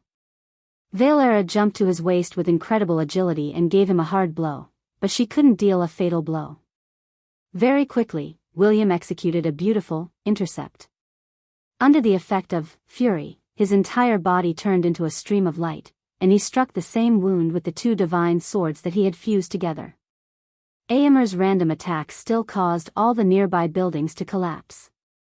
Hal could no longer remember how many abyssal lords he had killed. In any case, the rows of houses were as fragile as castles made of sand on the beach in front of this type of charging leader. Regardless of whether they were old or new, all the buildings were uprooted by the violent impact. Even the walls and roofs that had been reinforced with magic crumbled under the violent impact of the dark energy. It turned into countless fragments, like pieces of paper flying in the wind. The experts of the alliance worked hard. The two blue dragons who came to work were also very hard-working. Duque's direct subordinates were even more so. Just how many Lord-class demons had he killed? After counting to about 20, no one cared about this matter anymore. Because there were more and more demon overlords, the experts on the Alliance's side were almost too busy. It was like the pressure was constantly accumulating in a snowball manner. It all depended on when it would truly become the straw that broke the camel's back. In the ruins of the hall, Duque was still fighting with Kill Jaden. Light and shadow intertwined, and explosions rumbled. The highest level of magic collided in midair. The ruins of the hall, and even the entire night sky directly above, kept flashing with the light of the lines of law. Seeing that his side had gained an overwhelming advantage, Kill Jaden began to toughen up. Ha ha ha. Duke Marcus, for a mortal to ascend to godhood, you're already very good. Your fate has been marked by the Grim Reaper. Maybe you can successfully shake it off this time and buy some time. But you'll soon be caught up again. In the ancient war, a few years ago, you had shaken off the death curse of fate twice. But I won't give you the chance to see it a third time. Give up. Your last struggle is meaningless. True victory and eternal life belong only to the Burning Legion. At this point, Kill Jaden suddenly raised his hand, and dozens of shadow lines suddenly appeared in the void. They directly bypassed Duque's elemental defense, and Soul Whip was used on the experts of the Alliance. Ah! Even someone as strong as Magni Bronzebeard could not help but let out a painful groan. Not to mention the others. Unexpectedly, the egg's tone changed, and his arrogant voice became extremely tempting. But, Duke Marcus, it's not just me. Even Archimonde and Sardras admire you very much. As long as you're willing to join the Legion, you can become the third commander alongside me and Archimonde. After taking what the Legion wants, we can even give up on destroying Azeroth and allow you to keep this planet as your exclusive property.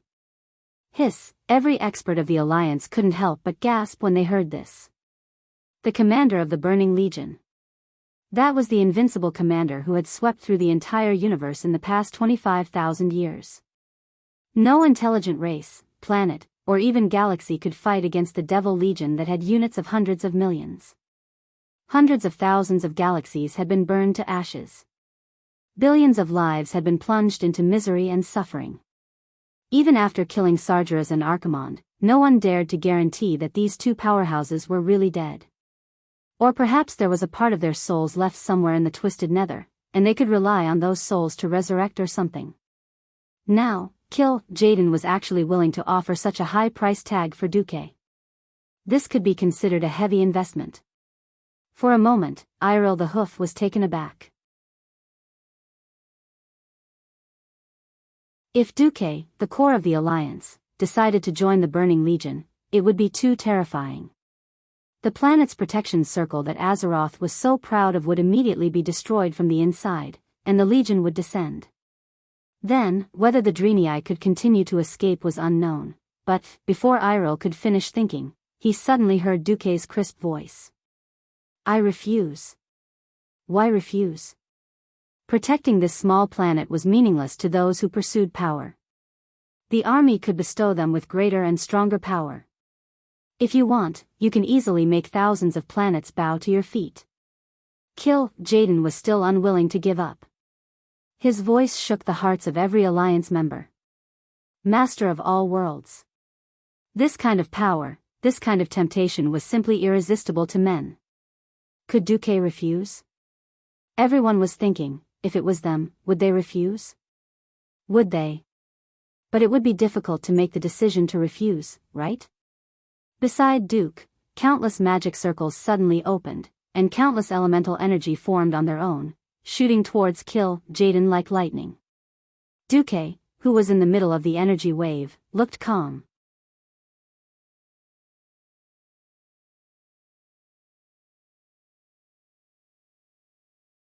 Chapter 1533.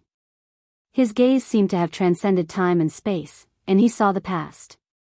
It was the grand occasion when countless races united to resist the Burning Legion in the ancient war. It was the oath that the dragon race had sworn to protect the world for 25,000 years. It was the continuation of the civilization of thousands of intelligent races on this planet. It was, Duque spoke softly. As long as I have enough power, that's enough. I don't need the strongest power in the universe. Perhaps this planet is a power desert in the eyes of the army. But I'm already used to this world.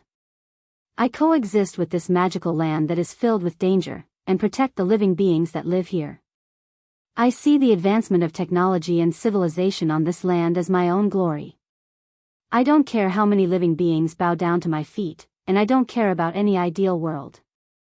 I only love my lover, my friends, my comrades in arms, and the people who raised them and live in this world. I wasn't born for this, but I'm willing to die for it. This is the commandment that I, the demigod of Azeroth, have set for myself. All of a sudden, every expert from the Alliance felt touched. The situation of the battle had already become difficult. However, even the most legendary mortal ascended god in Azeroth loved this world so much and never gave up. What was there for him to talk about tiredness? What was there to think about giving up? Thump. Thump. Their heartbeats were so intense that they could hear them clearly even in the midst of a fierce battle. Duque, I love you. Sylvanas was the first to shout. The bold Queen Sylvanas shouted her declaration in the hottest way possible. In the name of Elun, as long as you don't leave, I won't abandon you. Tyrant gave up on being reserved and shouted. Then, Gianna, Elucia, and Korea made their vows. After the queens made their declarations, the atmosphere suddenly changed. First of all, it was Magni who shouted, for the Alliance. Then, William shouted, for Azeroth. In an instant, everyone was excited. Duque's slightly pursed lips relaxed. Thank you, Kill Jaden. You have united our chaotic wills. However, do you really think you can defeat us with summoning spells? Duque's words shocked Kill Jaden. Duque raised his hands to the sky, palms facing up. His palms glowed with a mysterious light. In just half a second, as if right above the edge of the sky, a beam of dazzling light shot out from the dragon fortress in the middle of the void battlefield, pointing directly at the Isle of Quell, Donna's below. Kill Jaden was shocked, when a huge 5-colored rune appeared 2 kilometers above the island, Titan, Titan. With this mysterious rune from the Pantheon Temple as the center, halos appeared one after another. Red, yellow, blue, green, black. From the outside to the inside, there were 5 colors. Every time the 5 colors cycled, it would repeat over and over again. It was unknown how many hundreds and thousands of cycles it had cycled. Every time a ring expanded outwards, countless magic runes would automatically form within the ring, forming a complete magic circle. These slowly connected magic circles were so complicated that they were completely beyond the limits of what a person's dynamic vision could observe.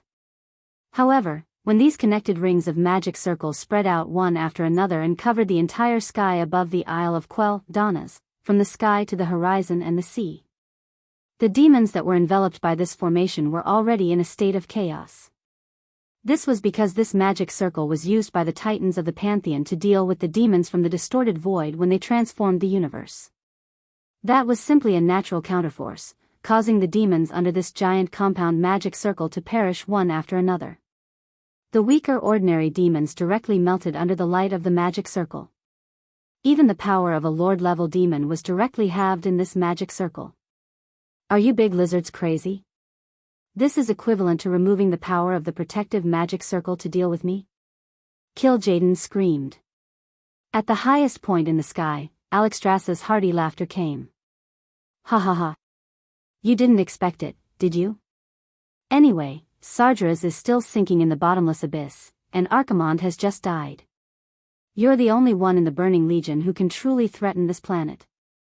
As long as we take care of you, even if 10,000 lords come in, we can slowly deal with them one by one. This was a typical case of catching the big and letting go of the small. When Kil'jaeden descended, outer space had also sent tens of millions of demons to harass him. The five-colored guardian dragon's actions were equivalent to drawing away most of the energy of the protective magic circle. The direct consequence was that even if the dragons tried their best to intercept them, there might still be hundreds of thousands of demons breaking through the magic circle and successfully descending. Of course, in the eyes of the dragons, as long as they could cripple Kil'jaeden, it was worth it. Obviously, such a big thing as changing the planet's protective magic circle was definitely not something that could be done in a short period of time. The dragons, no, it must be Duque. He had been planning this for an unknown period of time. Duque, Marcus, Kil'jaeden roared angrily again.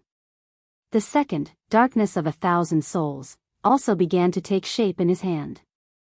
Duque, on the other hand, did not even have the desire to look at Kil'jaeden. He closed his eyes and breathed softly. Incomparably slow. One breath. One breath.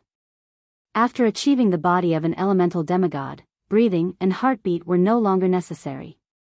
Duque still kept this habit because it made him feel more like a human, and not some kind of existence that had nothing to do with humans. What entered his lungs was cold air. In a trance, it was the biting cold aura from Northrend. Before it was cooled down by the northern continent, it came from Kalimdor on the other side of the sea. Before that, it came from the southern continent of Pandaria, which had yet to open a sea route. And before that, it came from the eastern continent where he was now. This was the cycle of the monsoon, across a long journey, across the ever-changing endless sea. Duque saw all this with his own eyes through the magic net. Relying on the magic net that connected more than half of Azeroth, he was like a true god, his gaze piercing through the mountains and the sea, the sky, and the earth. Everything in Azeroth. It was all in Duque's eyes. One breath, one breath. Slowly, it responded to the pulsation of the planet. On the entire Isle of Quel'Danas, everything suddenly stopped. A feeling of stagnation, not distinguishing between friend and foe, imprisoned the will of all living beings to attack. The wind stopped.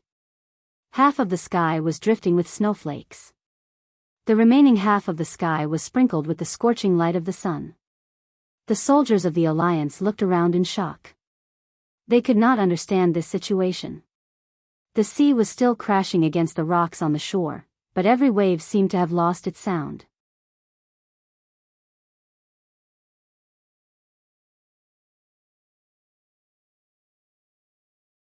Chapter 1534.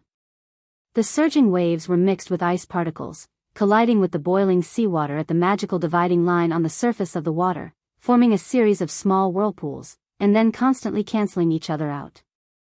On the island, the rising flames were still as terrifying as before. However, every cluster of flames and every field of fire was silent. Even the crackling sounds had disappeared. The situation on the entire Isle of Quel'Danas could be said to be extremely strange. Buzz buzz buzz. 6 colors of brilliance appeared on Duque's Atish. Fire, frost, arcane, thunder, light, shadow, but above these, there was a 7th color. No one present could describe what kind of color this was. Everyone only knew that this was a more blurred color than the above 6 elements. Duque slowly raised Atish, and when he opened his eyes again, his eyes were already full of colorful light. And in the middle of the black pupil, the gaze was as firm as the land that would not change for 10,000 years. Kil'jaeden. Before I am a person, an existence with an independent soul, I am first and foremost a guardian. The full name of this staff is Atish, the legendary staff of the Guardian. Guardian. This name made Kil'jaeden gnash his teeth in hatred, but he had no time to hate anymore. Even he had to raise his head in shock. A strange scene was unfolding in the sky. With the addition of Duque's power, 1/3 of the power was now the dragon race, 1/3 was Elun's, and the remaining part was Duque's. As a result, the scorching sun, the night sky, and the colorful glow each occupied 1/3. It seemed that the 3 powers were different, but in fact, they all had the same source of power, which was the power law left behind by the titans of the Pantheon. In the ever-changing void, countless streams of energy were mixed together like 100 rivers flowing into the sea. They slowly flowed clockwise, emitting all kinds of blurred brilliance in the process of stirring. Snowflakes were falling, and the brilliance of the sun did not diminish. Unknowingly, the wind of all things blew again. And the flow of energy thousands of meters high in the sky did not stop for a moment. This is... Jaina was deeply shocked. Such elemental control, such a mixture of powers, for a mage who had spent half his life immersed in magic books, it was definitely a subversive experience. Duque raised his head slightly. His deep black pupils reflected a line of energy that split heaven and earth vertically into two halves.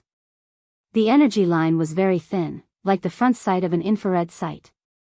The end of the energy line was Kill Jaden's glabella, which was stuck at the portal of the Sunwell. Kill Jaden couldn't wait any longer, so he released Thousand Soul Darkness. The roaring souls let out mournful wails as they charged at Duque. It was too late. Duque smiled as he watched the pitch-black pillar of light hit him. In the next moment, Duque was still completely fine. He still had a smile on his face, and even the aftermath of darkness of 1,000 souls did not spread to the surroundings. Only those who knew the ropes knew that although Duque looked like he was still there, he was actually already in a completely different dimension from the world of Azeroth. Although it was just a space crevice, as long as Kill Jaden had not deciphered the coordinates of this space crevice, Duque was absolutely safe. At this moment, the light in the sky shone brightly. The colorful glazed color turned into an even more dazzling and gorgeous brilliance. The color did not change, but it felt sublimated to the point of the light of wisdom. The not pure brilliance seemed to also indicate that when the Titans created the world, they spread the fire of wisdom to the world, and then gave birth to infinite possibilities. And this infinite possibilities gave birth to thousands of different existences, different individuals, and they contributed their powers and merged into one. All the Alliance soldiers who were not in combat had already knelt down in front of this brilliance. Duque held a staff in his left hand and a sword in his right. His thunderous voice reverberated above the entire Isle of Quell Danas. The burning legion that tramples on the living beings of all worlds. Experience the anger of billions of living beings. The entire planet of Azeroth trembled because of Duque's words. In less than 1/100th of a second, the trembling turned into a roar of all things. From the man-made palaces, walls, and floors, to the sand and grass on the ground, even the trees, rocks, and the sea made a low and ancient sound. Reverberate, mix, reverberate, these existences could even be traced back to the beginning of the birth of the planet. However, they all woke up and responded to the declaration of Duque, the guardian of the planet, with a repetitive resonance. That was the supreme anger in the face of the atrocities that wantonly destroyed the world. Above the heads of all the people who were witnessing the battle on the Isle of Quell Danas, the chaotic sky formed by countless energies suddenly split apart. A dazzling golden glow, like the rising sun, slowly descended, illuminating the sky above the entire Sin Dorii kingdom. Even Lordaeron, which was further south, and Northrend, which was further northwest, could see this dazzling brilliance blooming in the night sky. What was reflected in everyone's eyes was a golden pillar of light. Like a spear piercing through a target, it fiercely descended from the sky and pierced through the entire night. That was the brilliance from the Pantheon. That was the light of wisdom that the Titans had bestowed upon all things. At that moment, there was no second color between heaven and earth. No. No. No. Kill Jaden struggled with all his might. Sadly, he was still completely unable to move. After injecting most of the energy of the magic net into the sky and handing it over to Alun and the 5 dragon aspects to control, Duque injected all the remaining magic power into Atish. In the shattered void that mortals could not see, there were hundreds and thousands of spatial magic spells smashing over almost every second. Any improper response could cause Kill Jaden to break free from the imprisonment of the portal and escape. In a sense, the pressure on Duque was the heaviest. He was not only facing Kill Jaden, but also the Eridar Warlock Legion, who were desperately trying to save their master from the other side of the portal in the distorted void. Khadgar had long been at his limits. He could only rely on Duque and his system elves. Duque had the aura of 1 against 10,000. He held on to the egg tightly, not allowing him to move at all. No. No, no, kill. Jaden began to use all sorts of tricks. He flicked his 10 fingers, and a dozen soul whips extended from each fingertip, forming a large net that swept in all directions. He no longer had any hope of defeating Duque in a short period of time. He aimed at Duque's lover. He would rather endure the fierce attacks of Duque's demigods, and after a few grabs, he finally caught one.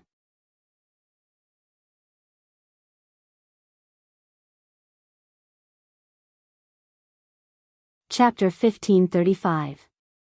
Actually, with the egg's status as a paste, capturing captives on the battlefield to threaten the enemy was extremely lowly. The egg had been around for tens of thousands of years, but it had never thought of doing such a thing. But he was really anxious. Even though he had only used half of his power and body this time, and was indeed injured after being completely destroyed, it was not irreparable. With Archimonde as a precedent, Jaden would leave behind enough soul to recover to its peak state and store it in the deepest part of the twisting void. Having made preparations beforehand did not mean that he was willing to admit defeat. This was a huge loss. If the other 2 army leaders were still around, this loss was a loss. The point was that he was the only one left of the 3 army leaders. Once he ran off to rebuild his soul and body, the army would inevitably fall into a power vacuum. In order to prevent the power from being divided, he and Archimonde had joined forces to kill many challengers or seedlings with the potential to become leaders. But now, because of his very likely failure, it would cause a terrifying chain reaction. At this moment, Jaden was so regretful that his intestines turned green. He used to be disdainful, but now he was desperate. He had heard that Duque was lustful and had many women, so he would try to capture one to threaten him. Even if it was not a complete success, making Duque hesitate might turn things around. Duke Marcus. Your woman is in my hands. The egg waved the struggling female figure in its hand. Who knew? Silence. Silence.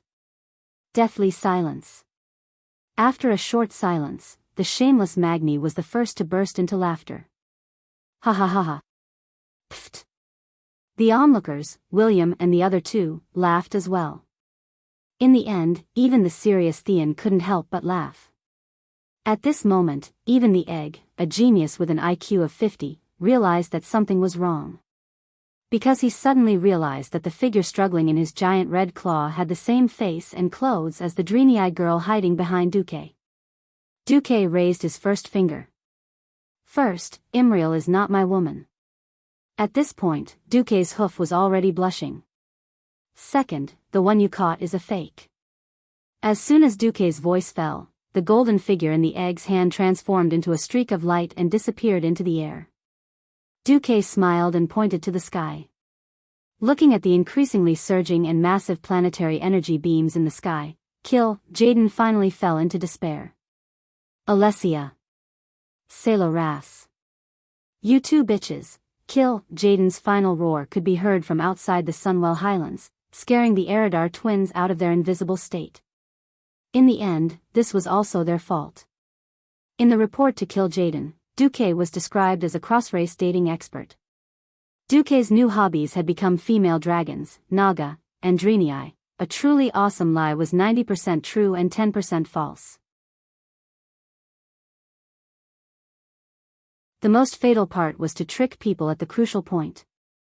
According to this theory, the 2 demigods, Onyxia and Vashti, were either not present, or would they be easy to capture.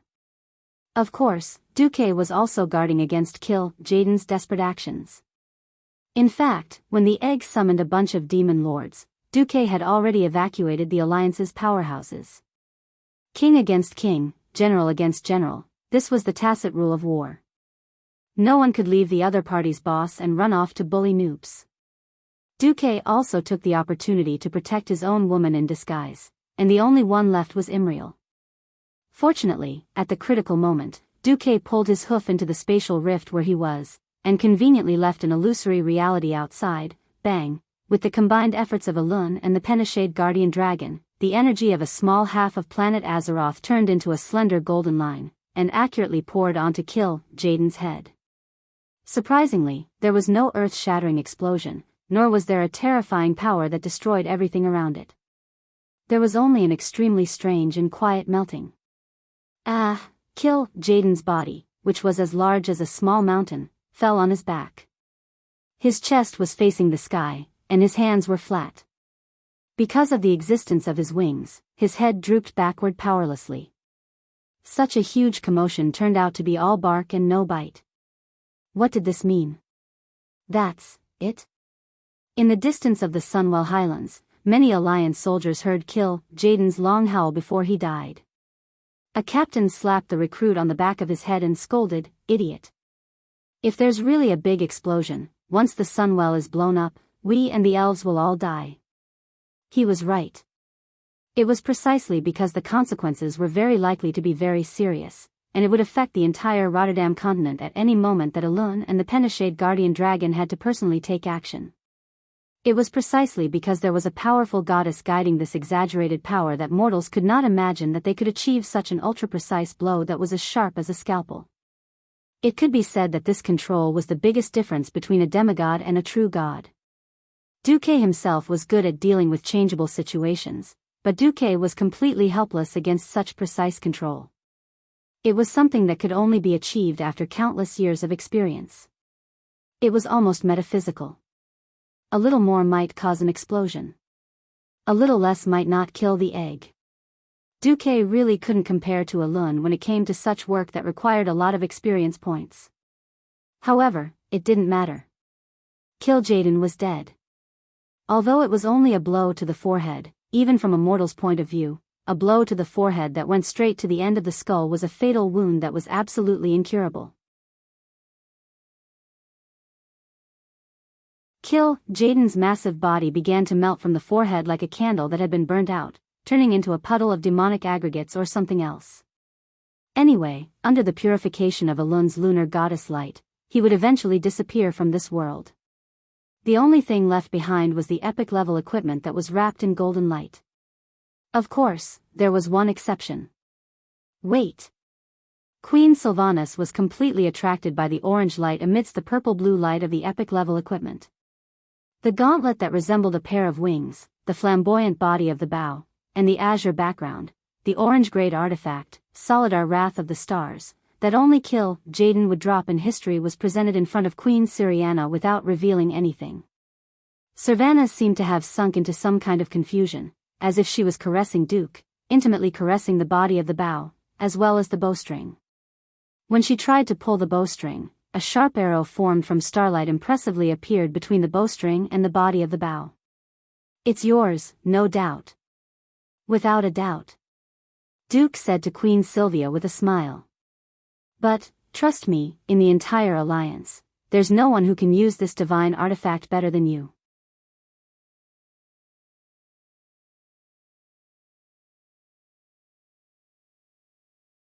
Chapter 1536. It was a divine weapon. This was the first divine bow in the alliance of heroes. With the wind sword and Balrog hammer, the other long-range professions were already envious. Duque's, Atish, was inherited, so there was nothing much to say. Therefore, the appearance of the first divine bow still made a few bow-wielding heroines envious. Actually, Tyrande was also an expert with a bow, but she was not only a ranger, but also a high priestess. Her starfall was what the big shots in the alliance valued the most, which meant that she could only use the bow as a support attack. Her main source of income was still her divine arts. Originally, there were still people in the alliance who could compete with Queen Syriana for this divine bow, but unfortunately, all of the remaining candidates had the surname Windrunner. Second sister, congratulations. I'm suddenly blaming myself for getting pregnant so early. In the mirror image of the magic transmission, it was the usually mature eldest sister, Aurelia, who pretended to be pounding her chest and stamping her feet. Second sister, you're indeed worthy of this divine bow. Sasha, on the other hand, didn't have much of an emotional reaction. She just gently caressed her slightly bulging belly. She, who was the most active and active, had completely entered the role of a wife. It was hard to conceive a demigod's child, and after so long, the Windrunner sisters' bellies were at most the size of a 4-month pregnant human woman. The fourth sister, Lilith, didn't care much. After all, this was the glory of the Windrunner family. She calmly accepted the fact that her talent and achievements weren't as good as her 3 sisters. As the eldest and third sisters rested, she took on more of the task of long-range damage in the Alliance of Heroes.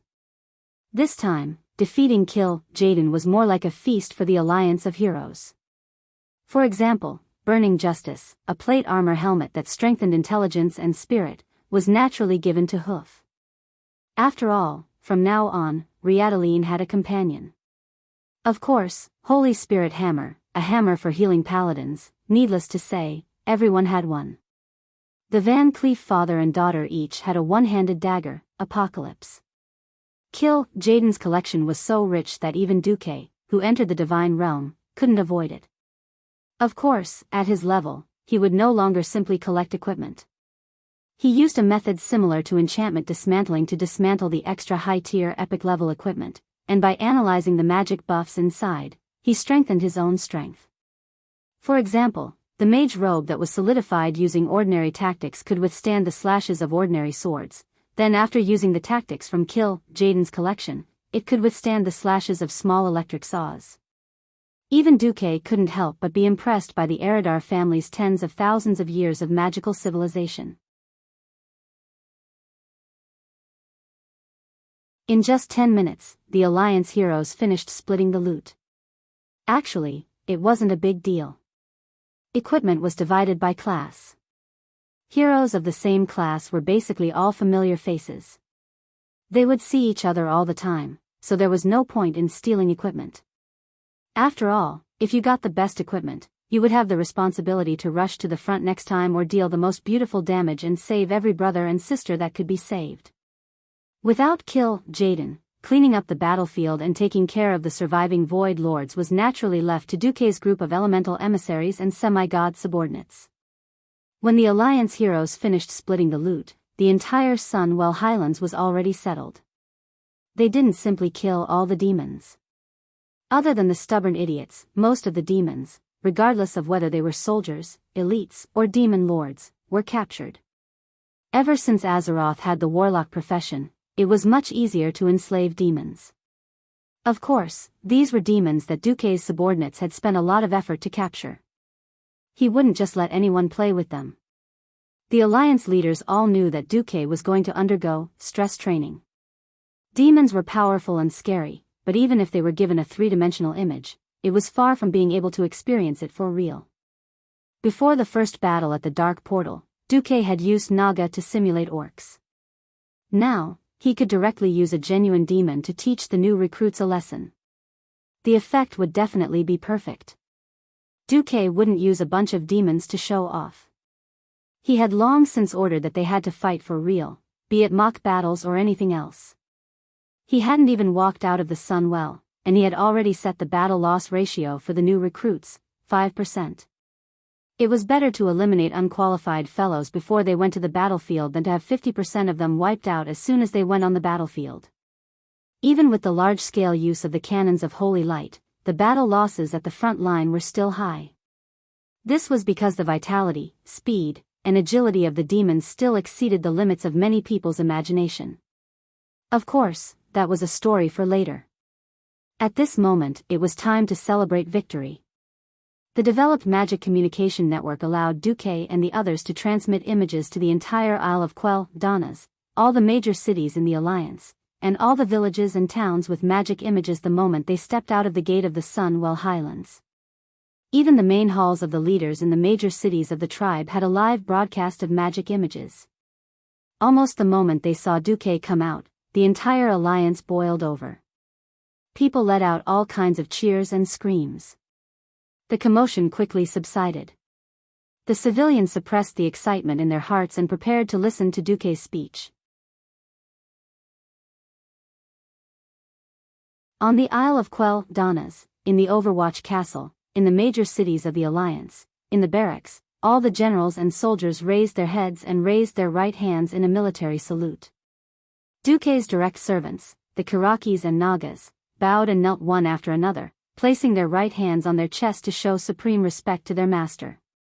A few seconds later, Duque's familiar voice echoed in everyone's ears. My compatriots of Azeroth, I'm pleased to announce that in the Battle of the Sunwell Highlands just now, we have once again thwarted the Burning Legion's plot to devour planet Azeroth.